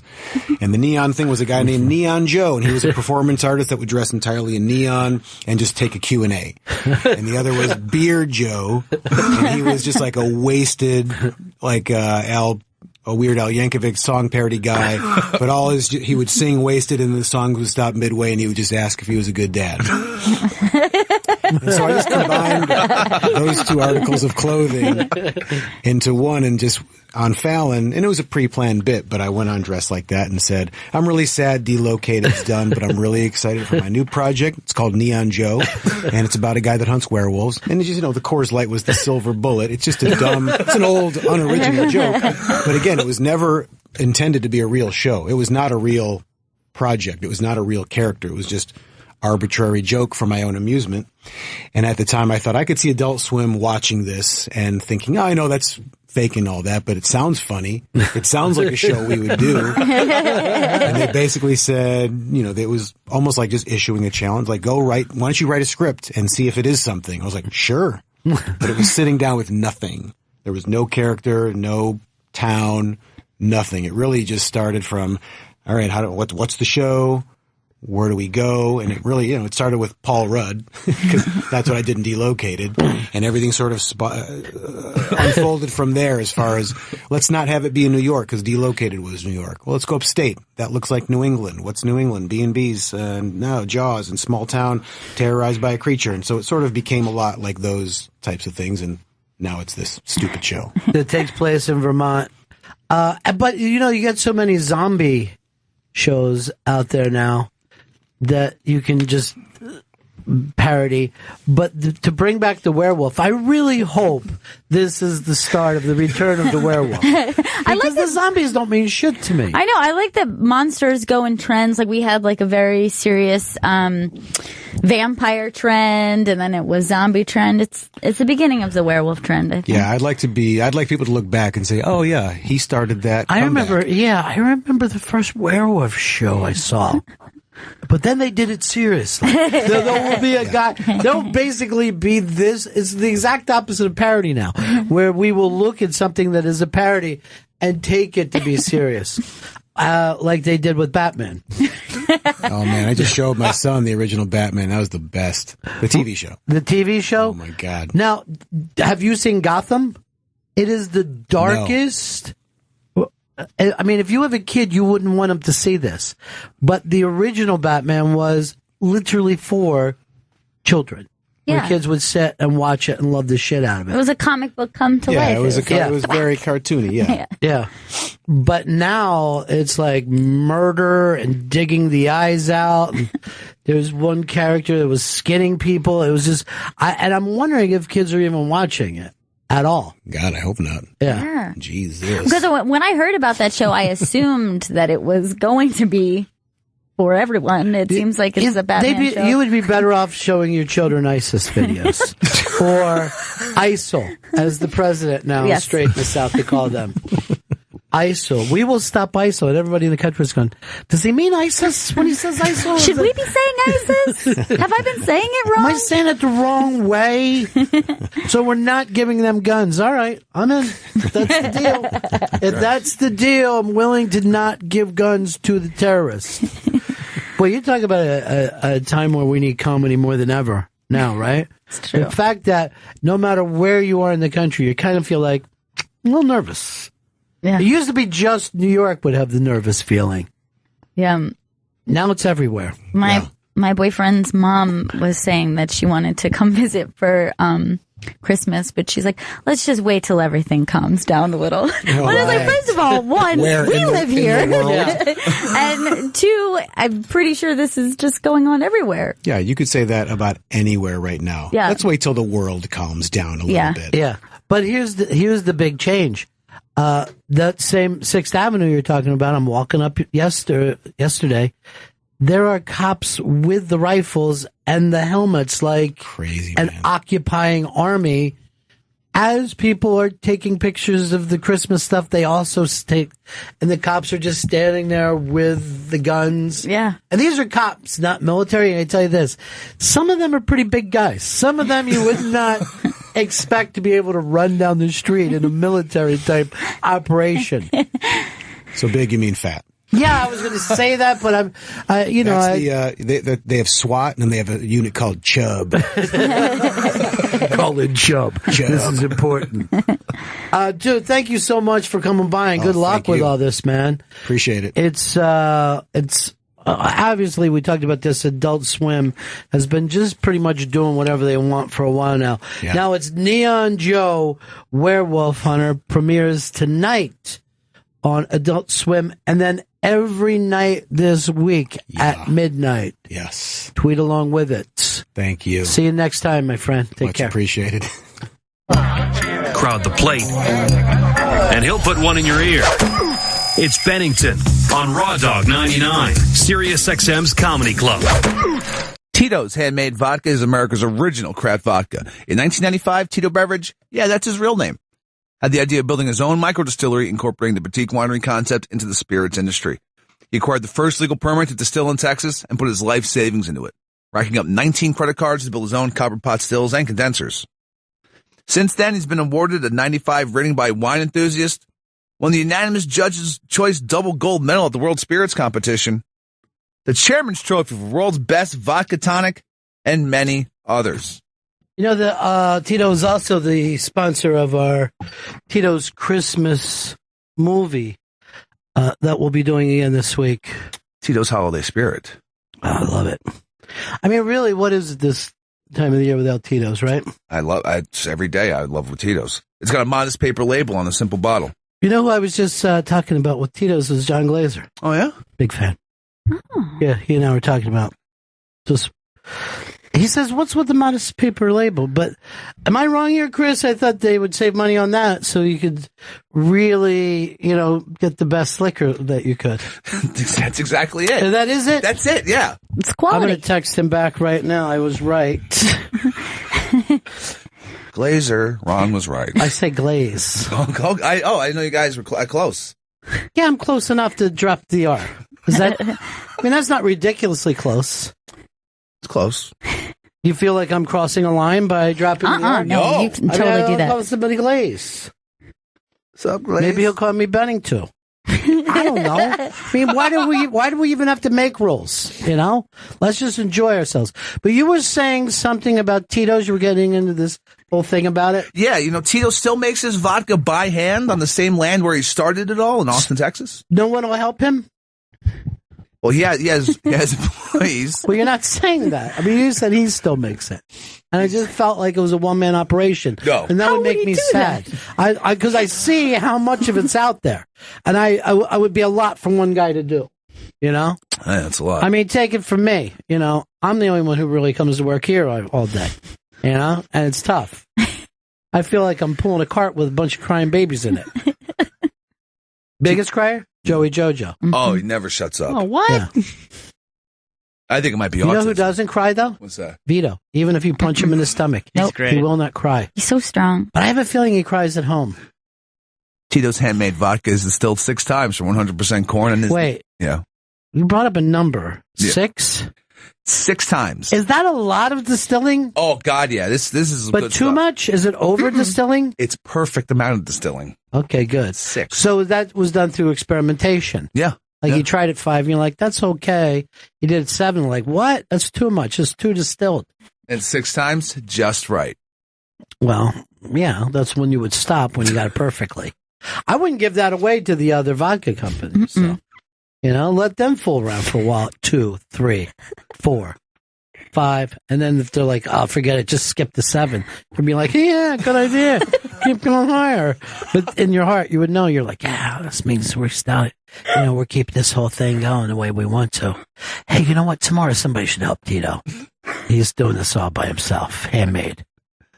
Visit us at titosvodka.com. You say us. Are you with the organization now, Chris? I'm not with them. I'm, I like them. I love them, really. So visit Tito. Do you ever see Birdie with her Tito stuff? That's a good-looking dog. She looks great with her. She rocks a Tito bandana. She's got a Tito's leash. Well, here's the thing. Chris takes the bandana and wraps it up tight and wears it as a headband. Yeah. What do you like, bandana or a headband? Well, I know Birdie rocks it like a bandit would. Yeah, that's the way I am. Like a cowboy. Like at any point, you just pull it up over your mouth. Like, sure. Hey. In case of a dust storm. Here's the thing. If I was working as a bank teller in the Old West, and by the way, I wouldn't. Just way too dangerous of a job. But you're like, a guy comes in and he's wearing that little kerchief over his nose and mouth, and you're like, I saw this dude just wearing that around his neck this afternoon. And now he's first of all, there's only 15 of us in this town. So I'm going to pretty much know you by silhouette. I'd be like this. Here, Fred, here's the money from the town. Here's the money from your neighbors that they thought we could all keep in this building safely for some reason. There's nothing safer about that bank than in my ranch house. I'll just keep it here. Forget it. I see how much your bank gets robbed. Anybody with a kerchief and a 6-shooter could go out of there with literally the pay for the entire town that month. And everyone in town has both of those things. What do you mean? I mean, everyone in that town's going to have a handkerchief and a gun. So you're now taking it in the other direction. You say it's difficult to know. Wouldn't it be embarrassing if you just came in there with a gun taped to your mouth and a handkerchief in your hand? You're like, seriously, give me the money. I'll just start slapping you with this kerchief. Wait, let me go back outside. I think I got this wrong. Visit Tito'sVodka.com for recipes, songs, and Here's more. the other thing, too, that's interesting. We brought up a 6-shooter, right? Yeah. Now go back. How many times does Tito distill his vodka? 6 times. Weird. You don't think that's connected, do you? I know it's connected because all things in life come in 6s. All the best things. You ever notice that? Yeah. It's a half dozen. Okay? Yeah. 6. Perfect. It's a perfect amount. Mm-hmm. Half dozen eggs. Half dozen eggs. Where do eggs come from? Chickens. Yeah. Now, here's the thing. What did chickens peck? Corn. Exactly. Oh my God. Do you see where I'm going with this now? 100% corn. 100% corn they peck. That's the thing. Okay, that's definitely connected. Yeah. And you know what? Now we're thinking like Tito. This is how he came up with a breakthrough idea. You know, I don't want to be sitting around thinking like Joe, where he's, you know, I said yesterday I saw him pondering something, and I go, "What are you thinking about, Joe?" And he goes like this. I don't know whether to do brown mustard or yellow mustard. Oh God! And I said, "You don't even have a hot dog." He goes, "Oh no, not for today. I just mean, later." What? And I'm like, that's the exact opposite of Tito. You know. Couldn't be any less like Tito. Tito was a man who looked at a 6-shooter and then thought to himself, egg, chicken, pecking corn, Distill. corn, 100% corn. Yeah. Distill 6 times. 6 times. Gluten-free. Yeah. Naturally. Yeah, naturally. It's not going to be unnatural. No. Gluten-free. That's freakish. Now, I love the site, too, because I love music, and there's a lot of great music on there.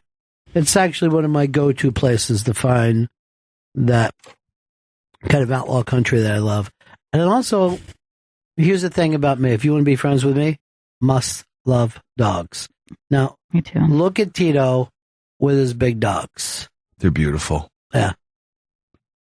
That's how I want to spend my life. Just me, surrounded by dogs wearing kerchiefs. I'd probably give all my dogs just people names. I like to do that. Okay. Bob, and it's a dog. Bill? Yeah. Bob, leave Charlie alone. Everyone always laughs at that. Sure. And then I get, then I would have children and give them weird dog names.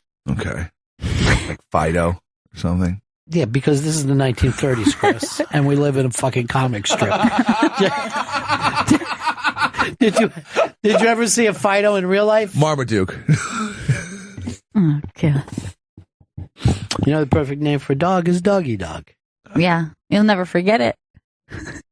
That's Doggy Dog. I love you, Doggy Dog. It's easy to say, isn't it? It's great, Doggy Dog. You're the type of person that tells a dog that you love them? I never knew that about you. I tell a dog I love you. Because you won't even say it to your girlfriend. Oh, I say it all the time. How do you say it? I love you. Look, if I'm going to go by your scopes, you're never with her. I am now starting to believe this is a pretend girlfriend. Because you spend a lot of solo time, dude. She doesn't want to be on these things. Is she nearby when they're happening? I'll usually say, hey, I'm out scoping. Has she seen them? Yeah. How's she feel about it? She thinks I'm crazy. And she was worried from the one on Sunday morning, I guess it would be, about where the scope bro who I love, Jeff, came up and found me and started feeding me liquor. Yeah, I wonder why she was so concerned. Why is she concerned? She lives in New York, the safest city in the world. Strangers, especially late night drinking strangers, are the best. In the middle of the street. And he's a Tito's fan, that guy, right? Oh, yeah, he loves This Tito's. is how Chris lives his life. People will come up and have some Tito's in a flask and share them with him. Because this show, not only do we embrace Tito's, but we embrace our listeners. I always like to say, if you come to New York, let us know. You can stay at Chris's house. Yeah, so true. Come right by. Oh, the Tito's will be waiting for you. He's got plenty of room. He's got one room. But There's only one room. One room. That's all we got. We got one room. One room. Tito's Vodka. Handcrafted to be savored responsibly, 40% alcohol by volume. I'm glad that you brought that up about responsibly, too. Yeah. You know? Because that's the important thing. And remember that at this time of the year, right? No. This isn't about overindulging. No. But it's certainly about indulging. Yeah. Right? You want to indulge the Christmas what? Spirit. And what do we Vodka drink? is a spirit. And we say that on purpose. That's used that way because it's supposed to bring the spirits up. You don't want a crazy spirit running around annoying everybody. You want a nice, cool, chill spirit. So think about this Christmas and New Year's Eve and New Year's Day time, because this is the time. I think a lot of times people have a tendency to overindulge because they feel the pressure of this time of the year. I've already said to myself, I've already having a good Christmas. And I've been having one for like 2 weeks now. Oh, that's nice. Yeah. It's like that Paul McCartney song, Simply Having a Wonderful Christmas Time. That's where I am. You simply are. Yeah. I simply decided. And then people go, aren't you worried about buying presents? And I go like this, but I'm not. And I'm just going to tell her when I love them. All the people that I do love. I won't say it to ISIS. Right. Don't. ISIL. Excuse me for saying it the same way. It's hard to remember. Yeah. You know the weird thing about ISIS is they never put any ISIS in their drinks. They're always having hot drinks in the desert. I can't deal with that. No. I need some coolness, the liquid in my mouth. Dude, you are coolness, and you do have liquid. And that's also gluten-free. Oh, God, yeah. No glutens. Anyway, Tito's, it's the best. It really is. And it's I think of this as a Tito's Christmas for all of us. For me too. Yeah. It's going to be the best Tito's Christmas ever. Well, yeah, I mean, it is because, we never thought of making them Tito's Christmases. But, Gail, you normally do the writing for our Christmas movie thing. Yes, Tito's Holiday Spirit. I normally do take a look and I decide, cast the players in our Tito's Holiday Spirit. You gave me a pretty small part this time, but I'm happy with it. But I hope you're up to the challenge. Oh yeah, I'm going to make this, and let's face it, this part, and there's no offense to you as the writer, it's 2-dimensional. But when I get through with it, I believe I'll have it 1-dimensional. Okay. Just a straight line. Or a dot. Is a dot just 1-dimensional? I think that's 1 dimension. It's got to be. Yeah. Because 2-dimensional would be a line is 2-dimensional. No, a line. A point must be 1-dimensional. Yeah, but the one isn't like width and length or each a dimension. Okay, I see what you mean. Yeah, so I don't that's think why I went through a line. 1-dimensional. I don't think the first dimension even exists. It does. It does. It truly does. You can't leave over dimension. Now, my work in physics, right, in quantum physics, I'm up to 16 different dimensions. Holy what? Yeah. How? Well, there are dimensions that are going on. Just because we can't see them doesn't mean that they're not here. In other words, Chris, can you see Hawaii right now? No, I cannot. Is Hawaii here? Does it exist? Yeah. Thank you. So that's what I'm doing with some of this other dimensional work. Can I take a guess what your favorite dimension is? Yeah. 6th. Going back again. 6. Everything's 6. No, here's what I always thought to myself. 5th dimension, you know that band, right? Up and away. Yeah. My idea for that, turn it to the 6th dimension, and would have been to add Teddy Pendergrass. Now, I also thought, you look at the Beatles, right? Yeah. Add Teddy Pendergrass to that. You're going to have a much more soulful group. True. Much more soulful group. Now, here's the weird thing. If you took the let's say the Steelers last night, the Steelers offense. Yes. Yeah. And you added Teddy Pendergrass, right? Okay. Yeah. They blow the whistle, 12 men on this field. You can't do it.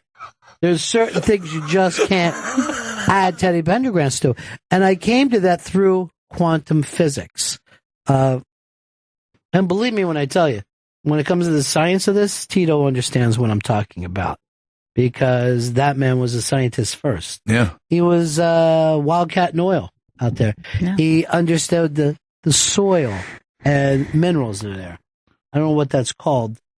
Geology. Yeah, geologist. That's it. So he was able to look at soil, blah, blah, blah. So it's that chemistry background. Yeah. But physical science, not the kind of science I do, which is just me pondering stuff and then writing it down.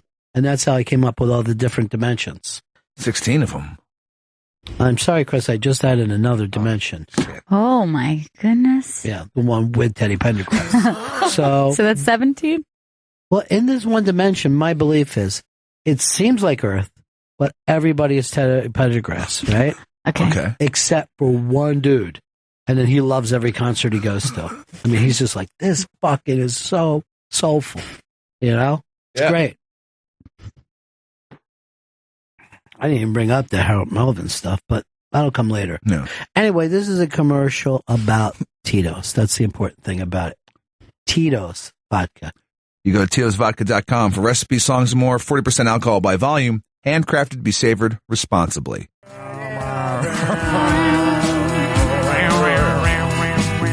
Bennington Show back with you. Happy Tito's Christmas, everybody. Happy Christmas to you, Father. And we have a very special happy birthday to send out today. We do. We want to say happy birthday to Lori in Yonkers, who we just adore. And we love seeing her. She always comes out to Unmasked, and she came out to the Thanksgiving show. She shows up with donuts. I mean, her and Larry are the best. So happy birthday to Lori in Yonkers. Tell Lori I love her. And we do. Scope bro. She is a scope bro. She's a serious scope bro. She's a cool scope bro. Hell yeah. She's scope bro number one. I kind of feel like you throw that around a little too much, Chris, if I'm being honest. Now, did you ever talk to Ezra whether he got his Bennington shirt? I emailed Ezra. He said he didn't get it, so I mailed one out to him. You're not supposed to mail it out to him. You're supposed to mail it out to Queen Elizabeth. He gave his shirt to her. Yes. Did you forget that? Yes. Why? Because I'm an idiot. Sounded like you were going to say fucking idiot.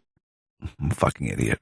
Okay. Did you check with Joe first? I didn't check with Joe. No, do you remember now that we talked about it that he wanted to give his shirt to her, Queen Elizabeth?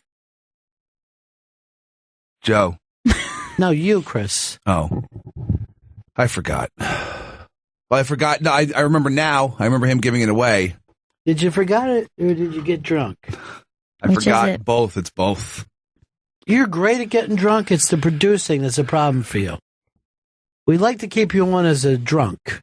There's no problem with that part of you. Would you mind if we changed your title? Yes, I would. Town drunk. Jesus Christ. There's a drunk. I am the teller of truth. I am the watchdog for the community. What else am I? Town drunk. That was from the man who shot Liberty Valance.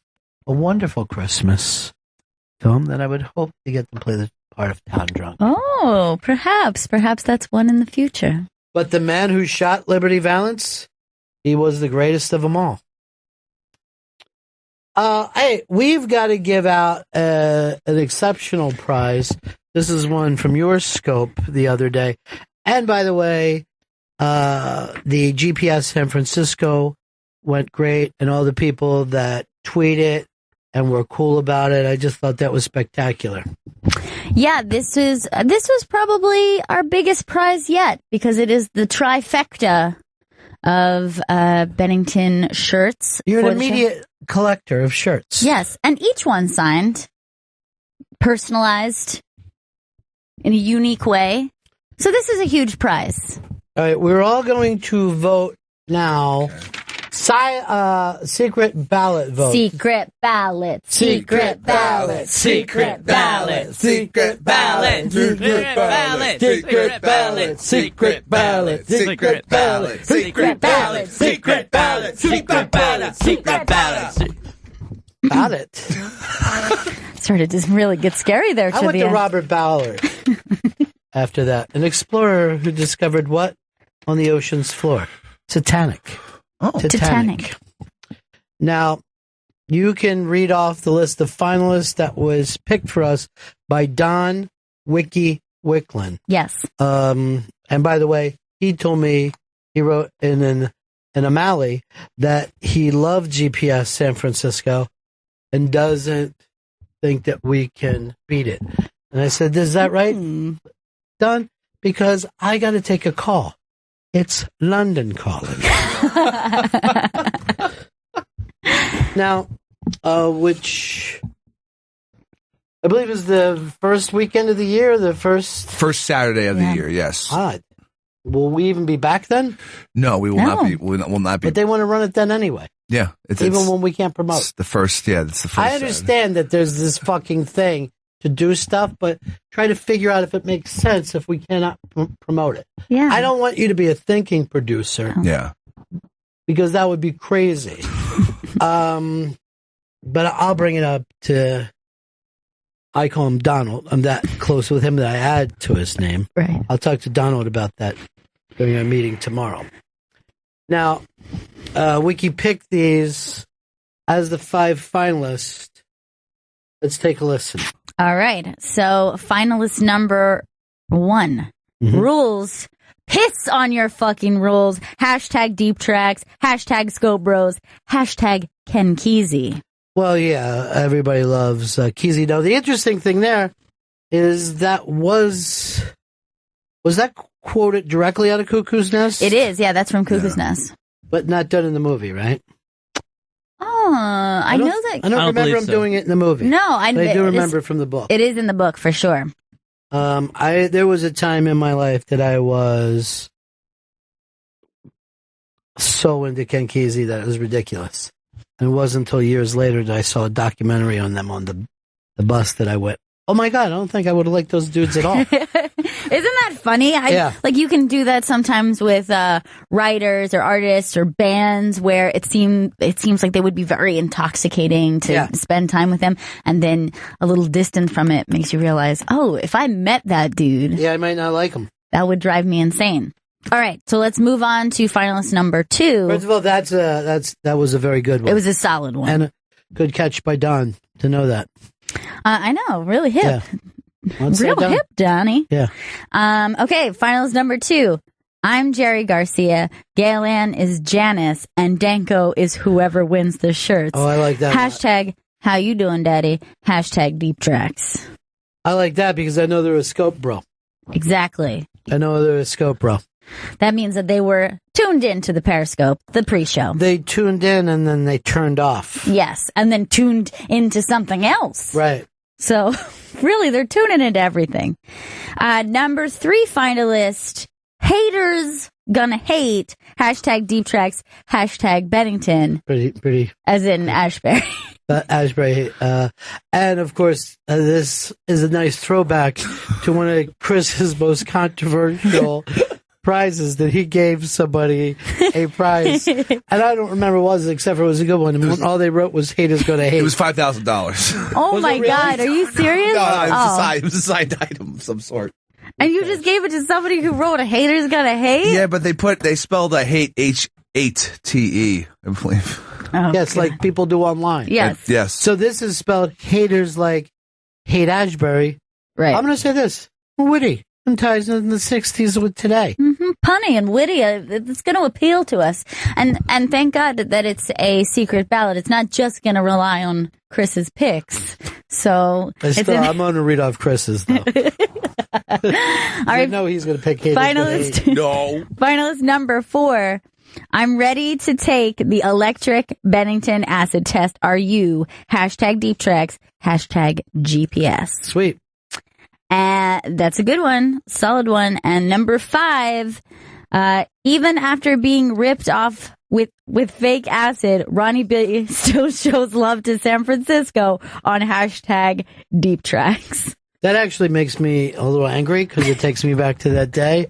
And it also hurts my feelings that my disappointment at being able to trip in San Francisco is a source of amusement for other people. Do you feel anything? Mm-mm. Kind of do. Kind of feel like I'm tripping. Kind of feel like it's really starting to take hold. Either that or I'm just hungry. Well, I'm going to take 2 more pieces. Just to be sure. All right, so those are our 5 finalists. So we will now move into secret ballots. I want everybody Give me that secret ballot. Let's see.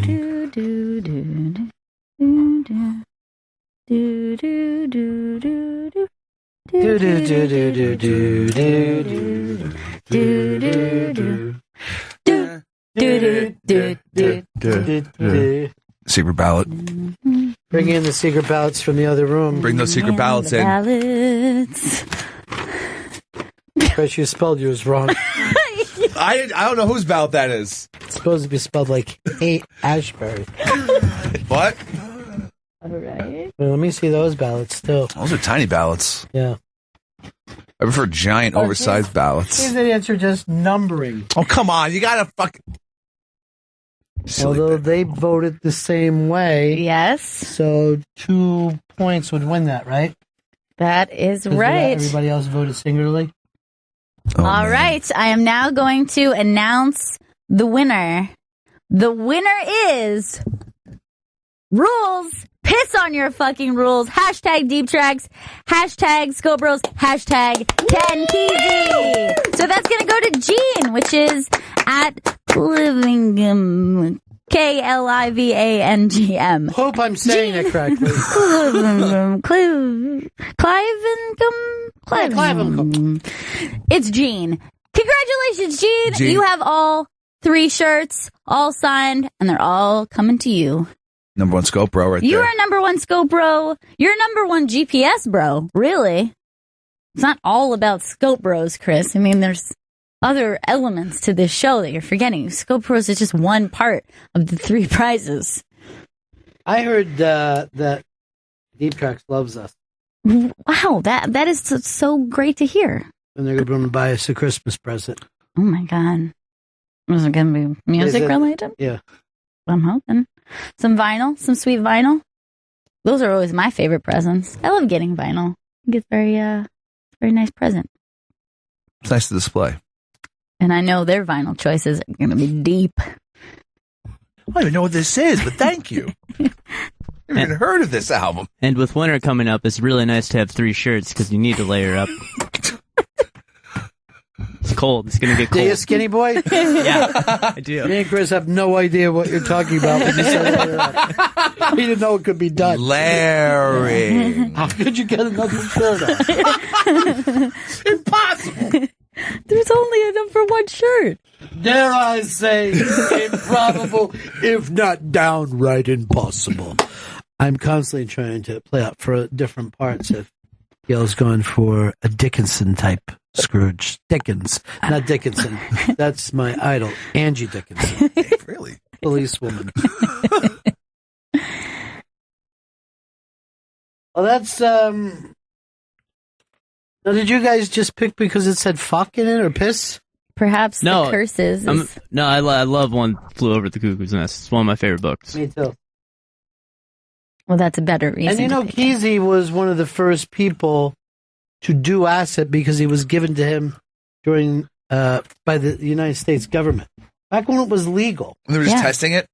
Yeah, they were literally doing acid tests. Sounds great. Here was a test.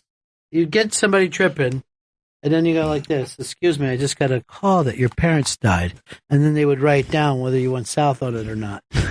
Oh no! That was basically the whole test. And then they would look at you and said, "It's not just your parents; we're all dead." Oh, wait, what? Someone did say to me during an acid trip, is this what it feels like to be dead?" They're real scared, and I go like this, "Kinda, I guess." I don't know what to tell you. Just fucking ride that snake. You got to put a saddle on it. Ride that fucking snake to the lake. Yeah, the ancient lake. The blue bus is calling us. Driver, where you taking us? And GPS replays tomorrow at 10 a.m. East on Deep Tracks Channel 27 and Wednesday at 4 p.m. in East End's available on demand. That's GPS San Francisco. All right, Gorilla Bob said this. I was awarded a book from the prize closet, and I asked it to be given to our pal Janice. Wonder if that ever happened. Chris? Yes, it did. Yes, it did. Janice got that book. Are you sure? Yes. Or is this another Chris lie? This is not a Chris lie. Janice got the book. You know, the only place you seem to be in charge anymore is when you're drunk in the backseat of a taxi. It happens quite a bit. I've been noticing. Now that I'm recording, I'm really realizing, wow, this happens a lot.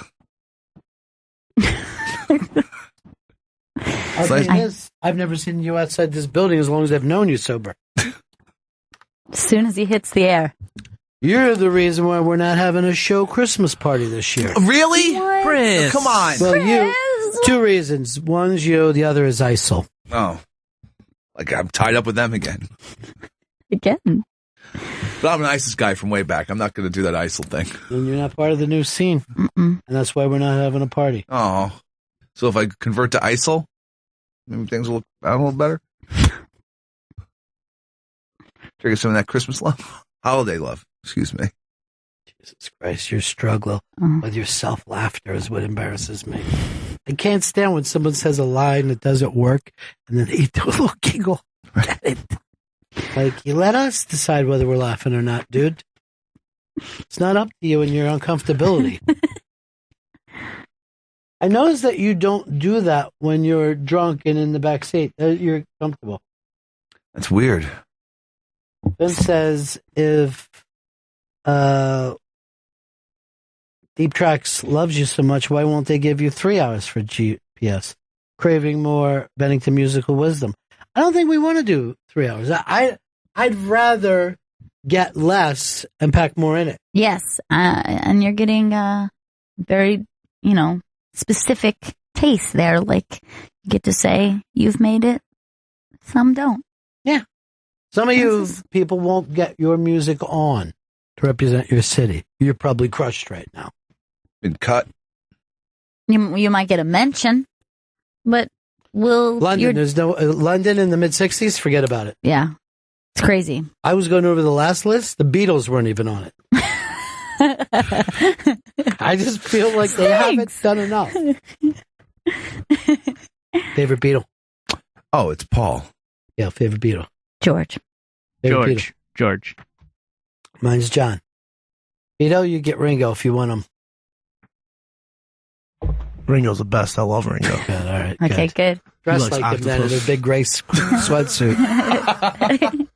Hey, your new comedy team that you have with Joe. Yeah. Which one do you feel like is the lead guy? Obviously me. Fat guy's always the lead. All right, so the sidekick is Joe. Yeah, little guy. Are you comfortable with that, Joe, being the sidekick, or do you feel like you're the lead guy? I feel like I'm the lead guy. I may be small in stature, but what I make up for with my small stature is tenacity and determination. Great. Let's settle this in the ring. Okay. Do it. Wrestling.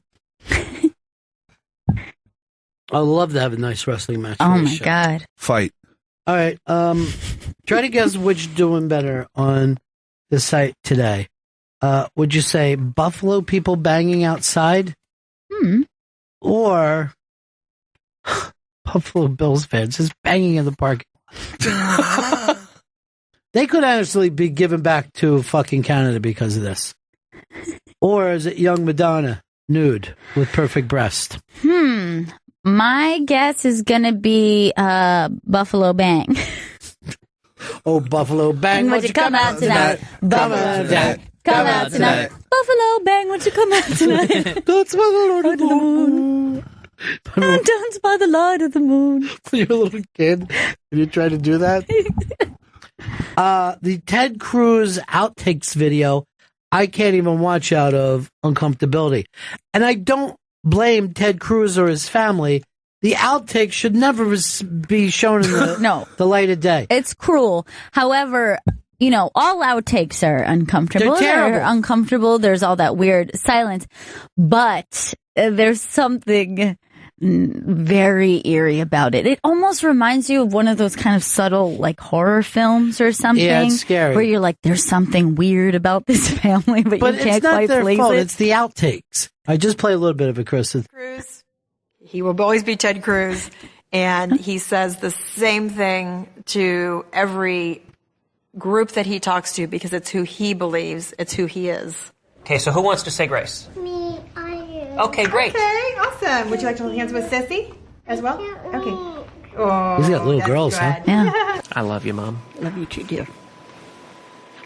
I'm proud of you. One more hug. It's just so bad to do that to them. Hold for a second. Okay, who wants to say grace? I do. Okay, good. Okay. Oh, it's okay. I consider Uncle Ted to be like my best friend, almost. Okay, let's say grace.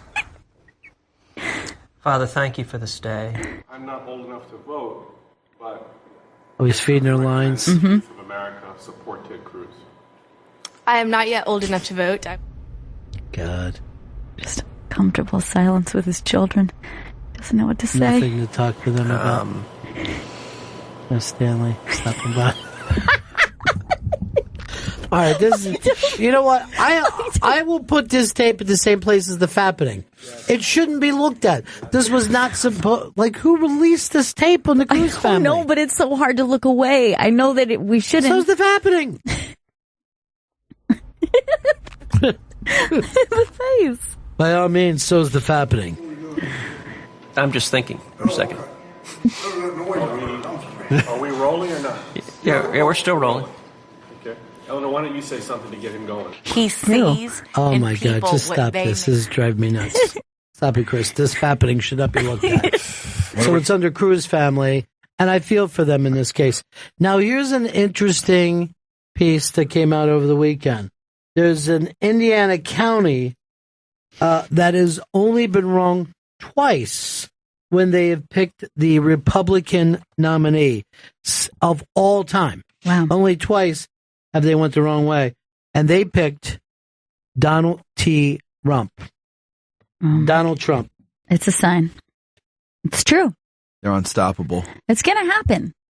Like I said last week, there was a time that I thought this is a funny thing, but it's going, eventually it's got to die out. It's too much of a novelty. It was going too hard, too fast, crazy quotes, too weird to be true. And the novelty of this is going to wear off. You know what's amazed me? I didn't think Trump would stay with it this long. I thought he would bore by now. But he's out there every day. Yeah. All this time. He's out there doing his campaigns, meeting with people. I still believe. He does. That should be his theme song. Oh, God, if we could get him all buttered up without a shirt on, the saxophone. Well, I like the way you sing it, though, because that was one of my favorites. Joe, who are you voting for?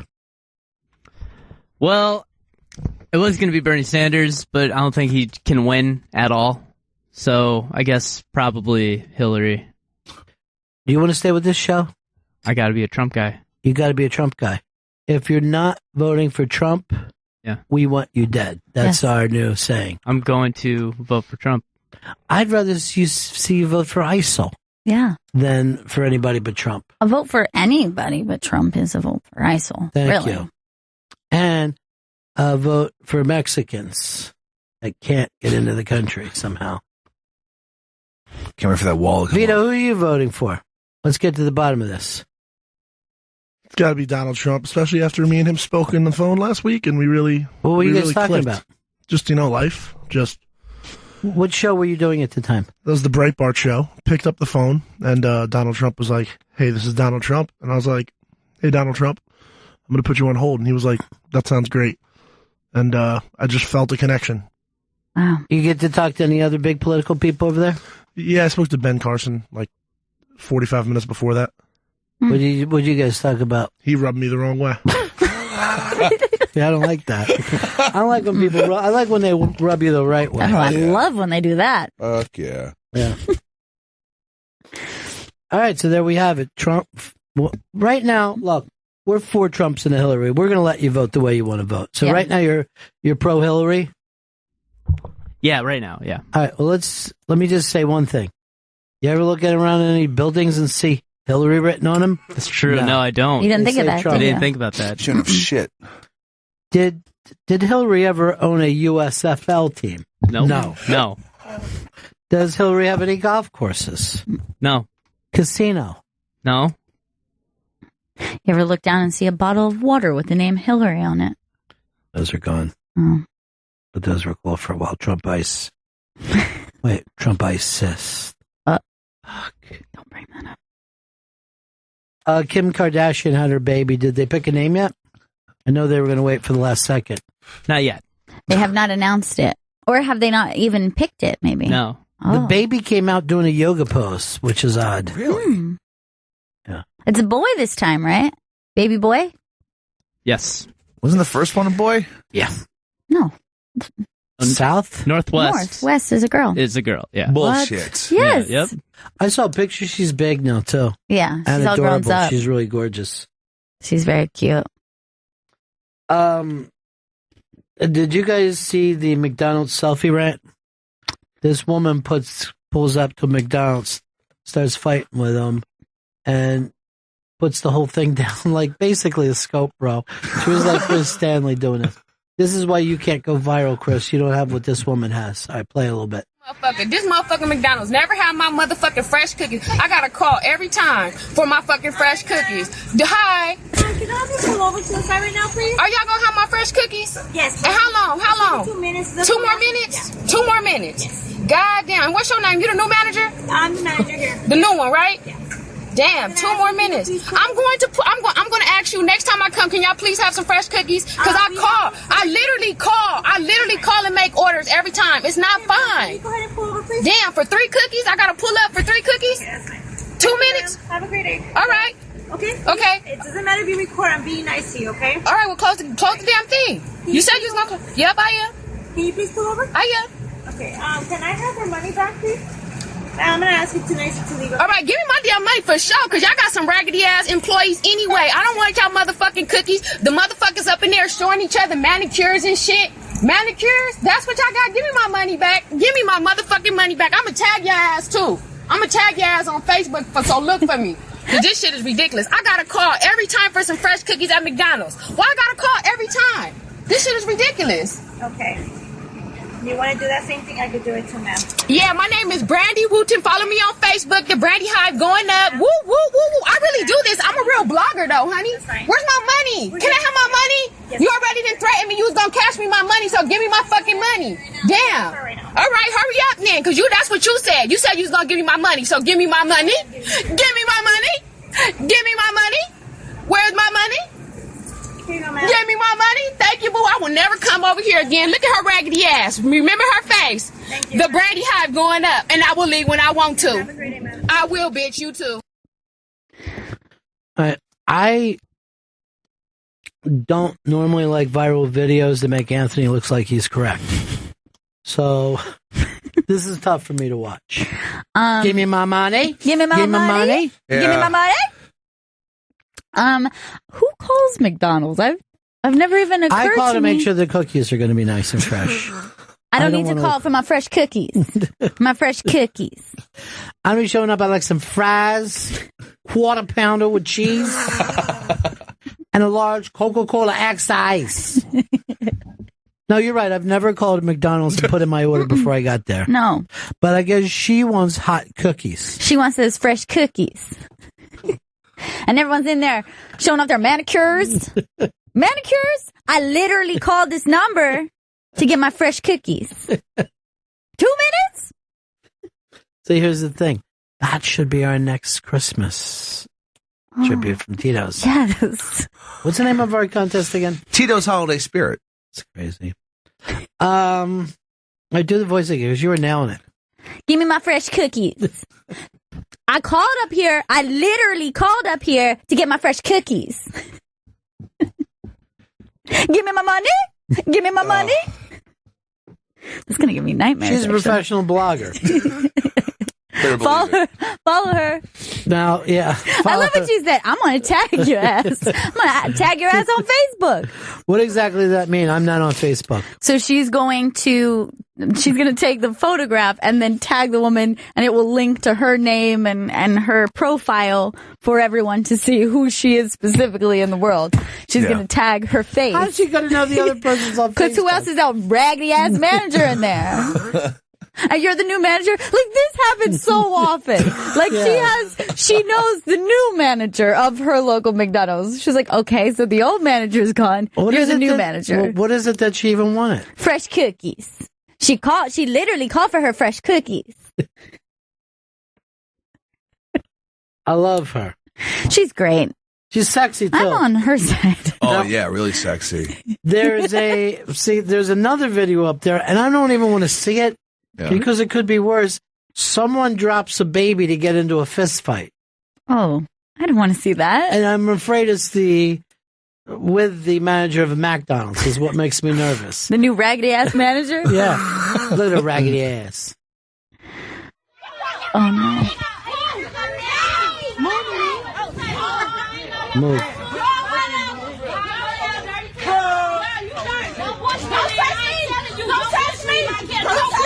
All right, headbutt. Oh, jeez. All right, maybe the concrete broke the baby's fall. Oh, God. That's hilarious, fighting with the pole in between them. What? They use it for defense. What 1960s village is this in? It's a nice little courtyard. Keep that pole between you. Use it to your advantage. None of you men want to break up this fight? Nope. Oh, the baby. Who forgets they're holding a baby? I have. When I eat my fresh cookies. I literally called for my fresh cookies. 2 minutes for 3 cookies. For 3 cookies. Yeah, why you never have my fresh cookies? Give me my money. Our Docs and Talk said the new baby is just called Ass Baby.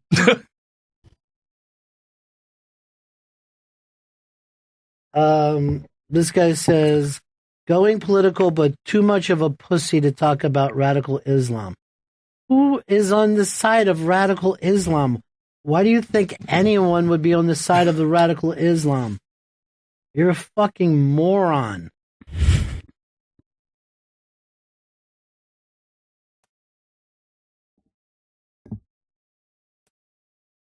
Oh, because we said Ted Cruz. He's a Ted Cruz guy? Yeah. We're all Ted Cruz guys after that video.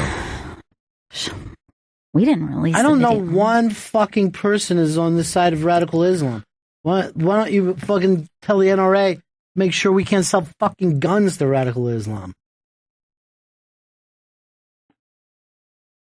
Radical Islam. No, matter of fact, it's all the fucking the fucking religions make me weirded out. Yeah. I'd rather be fucking hanging around with the lady with the cookies. Fresh cookies. She's making a lot of sense in this crazy world right now. John Glazer was in here today. Do you like him? I adore John Glazer. It was so great to have him in, and I'm really excited to watch his show tonight, Neon Joe. I think it's going to be hilarious. I'm going to watch all of them. But also, I've got the next to last Fargo. Oh, shit. Oh, tonight. My God. At the same time, U2 sings their concert against radical Islam, which now I hear the Eagles of Death Metal will not come to. Over the weekend, they said they were going to be there. Yeah, I'd heard that too. And then they're like, no, wait, what if there's still some of those dudes over there? Come on, Eagles. Of Death Metal. Maybe they just don't want to sing with U2. Thanks, but no thanks, Bono. And Edge. Last night, Patti Smith came out on stage with them, I hear. So there'll be a special guest tonight. Nice. I hope it's one of the people from the Sinatra special last night. They did, Sinatra would have been 100 years old, and they did this show where people come out. But why do people do an impression of Sinatra when they're covering his songs rather than their own style? I don't want to see the guy from Maroon 5 like this. I've got you under my skin. You're like, but you're not singing like Maroon 5. You're now pretending you're Sinatra. But that's how I show that I like him so much. It's very solid impressions. What if that's all covers had to be?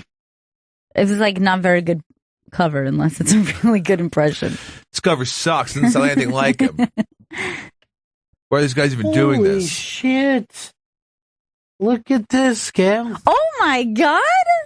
This dude, Brocker Art wrote, said, a scope to the east and a scope to the west and a scope to the woman that I love best. I be scoping. And then there is our own Chris Stanley looking so much like himself that this should have been the t-shirt. I cannot believe it. Someone's a genius at Brocker artwork. That is insane. That is crazy. Look at Chris hustling his ass off to try to find this. Oh. You should just have that print and give it to your chick. It's so good. Oh my God. It's so good.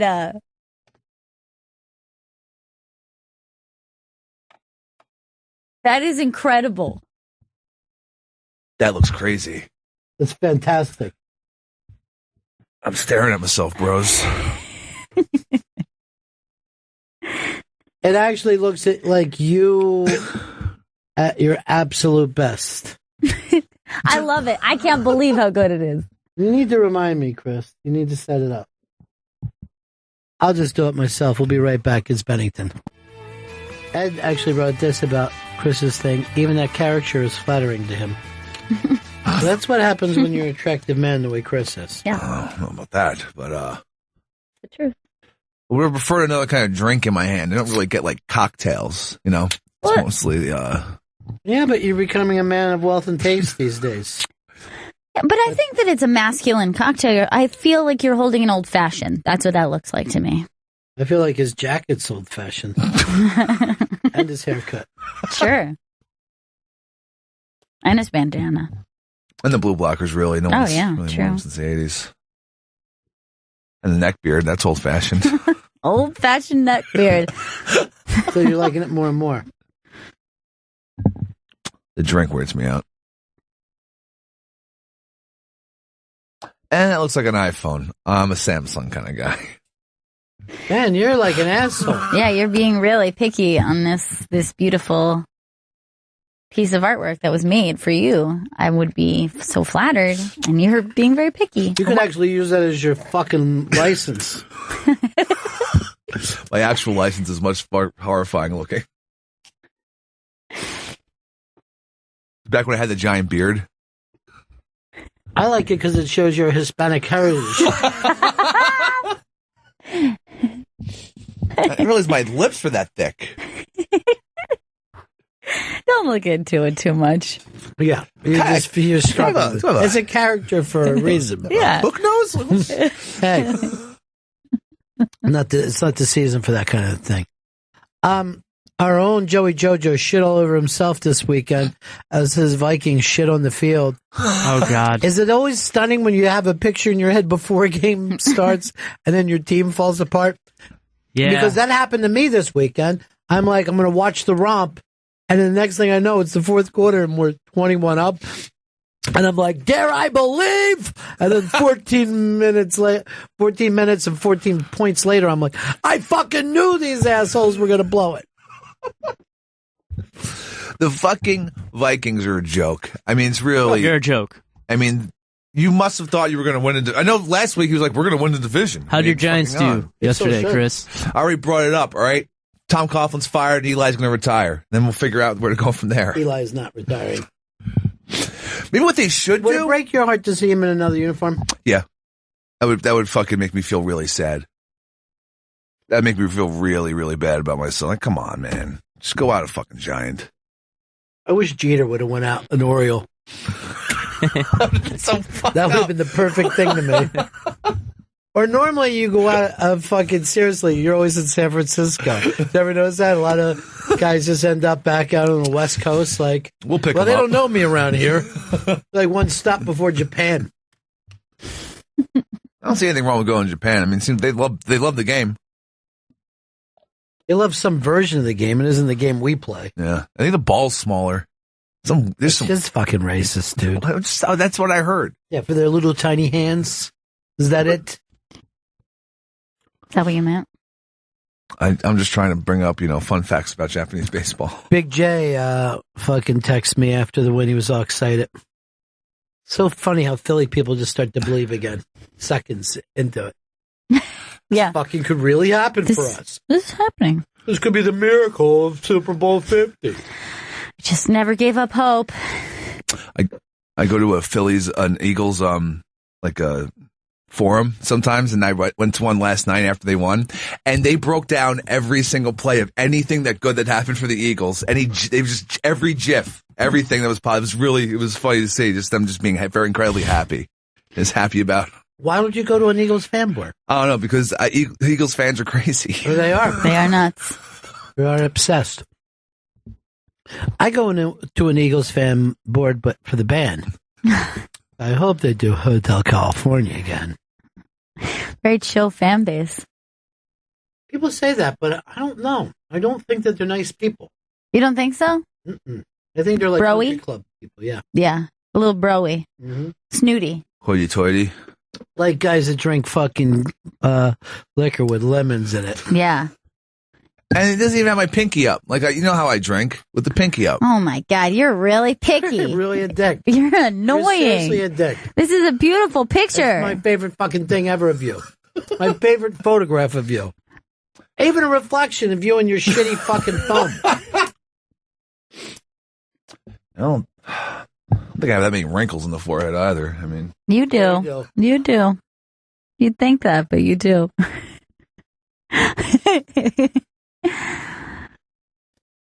I like that you paint your nails white, though. that's my thing. Yeah. You're always painting them with white out. I'm a catcher. David said the only thing that doesn't look like pepper is there isn't dirt under his fingernails. First of all, that's not dirt, it's tobacco. And Scotty G just said the fingernails are a bit too clean. Now, They're very clean. You're getting this reputation as a guy with dirty fingernails. Let me see him now. All right, they're pretty filthy.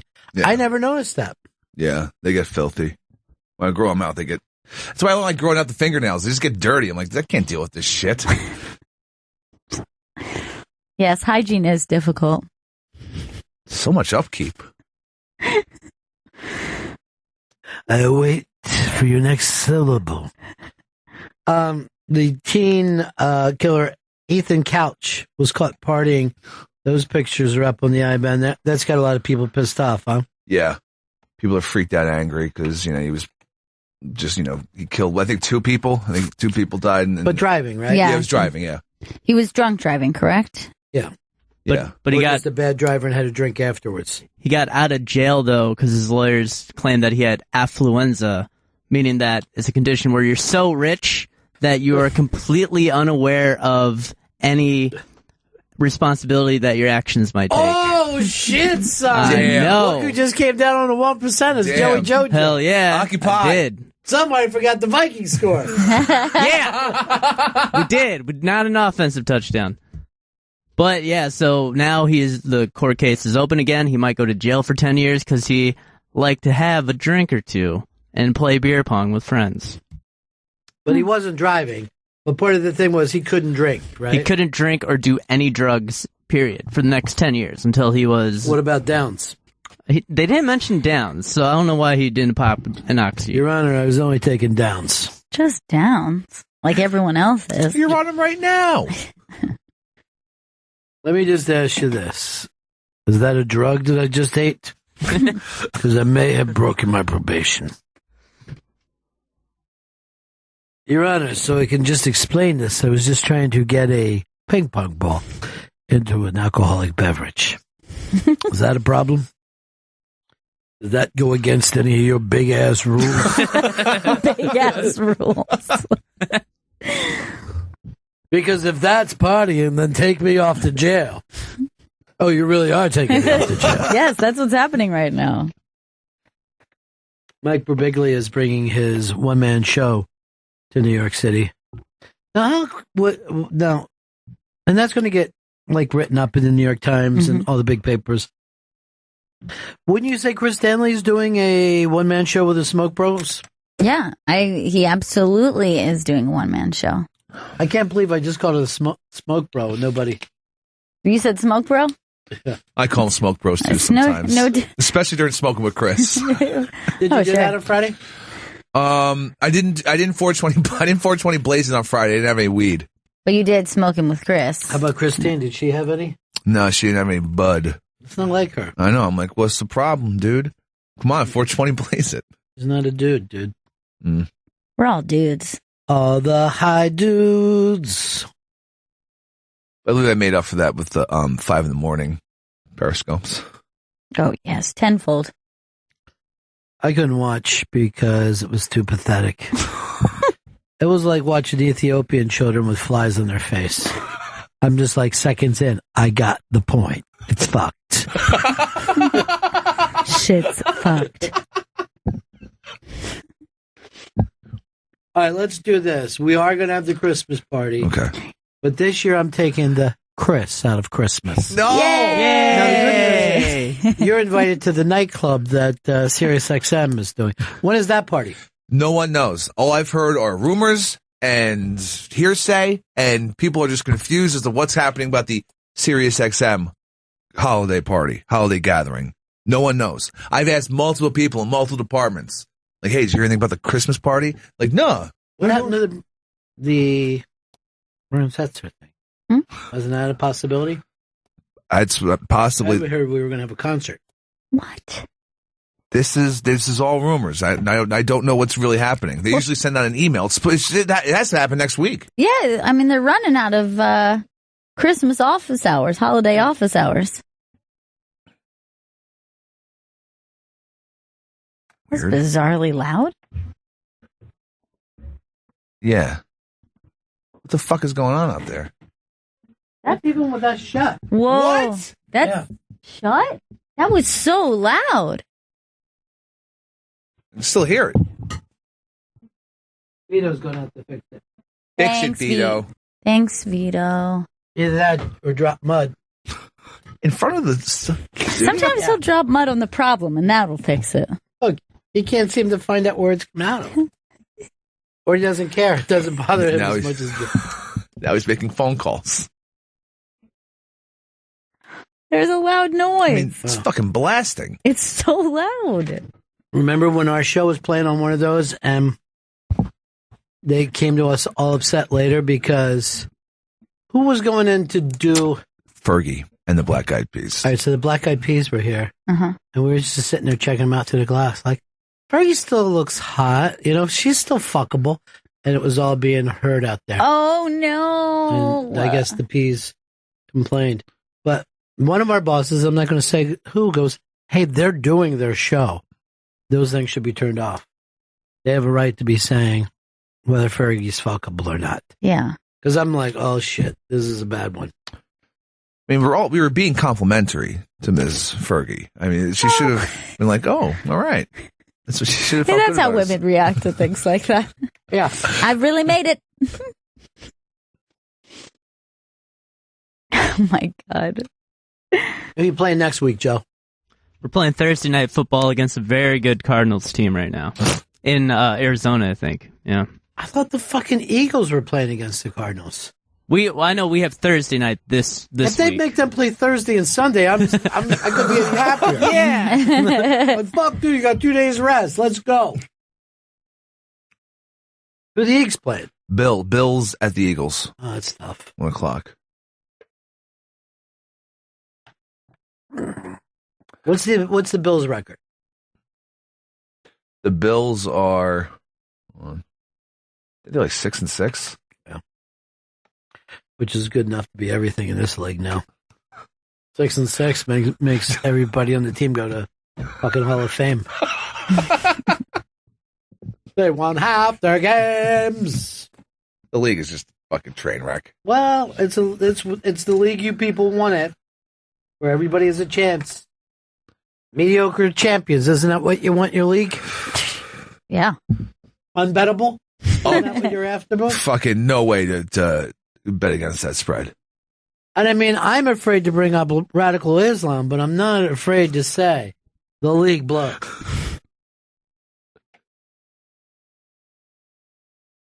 Unbettable, that's what you are. Tonight is the next to last Fargo. What's the name for that? Be like a penultimate. Penultimate. Fargo. Yeah. Can't believe it. Down to the wire with this thing. Last night was the season finale of what most people are calling the second best show on TV, and that's Leftovers. Mm-hmm. By the way, a lot of people have said to me, get back into Homeland. It's great again. And I go, no. And I go, no, seriously. This season is great. I didn't even realize it was back on. I feel like I did season... It was either 1 and 2 or just 1. I think I did 1 and 2 and then dropped off at 3. Yeah, it started. That's what it was, 3. And I couldn't get back into it. What are we at now? Like the 4th or 5th season? 5th season, maybe? It's the 5th season. Well, I'll never catch up. No. Binge watch it. That's good. Well, I think, from what I understand, you don't have to catch up. You can just start at the beginning of the season. Isn't People that so? will tell me. Perhaps I will. Perhaps I'll see you again, Carrie. Perhaps once more we'll try to fight against radical Islam in our backyard and theirs. Radical Islam and Lutherans, the biggest threat to our safety today. Oh my God, don't get me started. Look, the Lutherans were the original terrorists. They broke away from the church. Yes. The one and true church, the Catholic Church. And then they nailed their feces to the door of the church. No, it was like 96 pieces of feces. No, like that's like gross. Disgusting. Martin Luther disagreed with that part. 96? Yeah. Come on, they could have thought of 4 more. Oh man, they could have thought of 4 more. Make it 100. Make it even 100 to make a coup. Cuckoo. All right, we got to get out of here. But here's Tom from Wyoming. Tom. Minor Threat, Iron Maiden, and Black Sabbath were all bands that have the first name, the first record, and a song on their first record. No. Tom, are you listening on delay? Yes. Okay. All right. Thank you. Thanks for the metal update. Thanks, Tom. Well, we got to wrap this one up. Now, this will be our last week of opening with something other than Christmas music, because next week is all Christmas music. Yes, it will be Christmas tunes. Now, because of what we did today, we could do all Lou Reed or Muse Rock, where you've got to see if everybody knows who the song is written about. Ooh, I like Muse Rock. Music. Because I would rather have a great song written about me than ever have written a great song. That's true, yeah. We could call it Rock Music Week. I like that. Uh-huh. Chris? Yes. Could you also write a song about us? Yeah, all right. Yeah. Well, Joe has done that. He's done the Bennington song. Yeah. Yeah, I love that one. I'd love an updated one now that you know me a little bit better, since there were a lot of questions about my origin story. You know, I had a song written about me, I guess it was in the 1970s. But my old nickname that I don't even go by anymore. What was that? Tiny Dancer. This is a fellow I know. He used to call me a Tiny Dancer. Wow. And he used to tell me to get in his hand. So sweet. And I hadn't seen him for a couple years. And then I saw him again in 1974. Ladies and gentlemen, the evening is over. We hope you all enjoyed yourselves, and we'll see you all again in 1974. Good evening!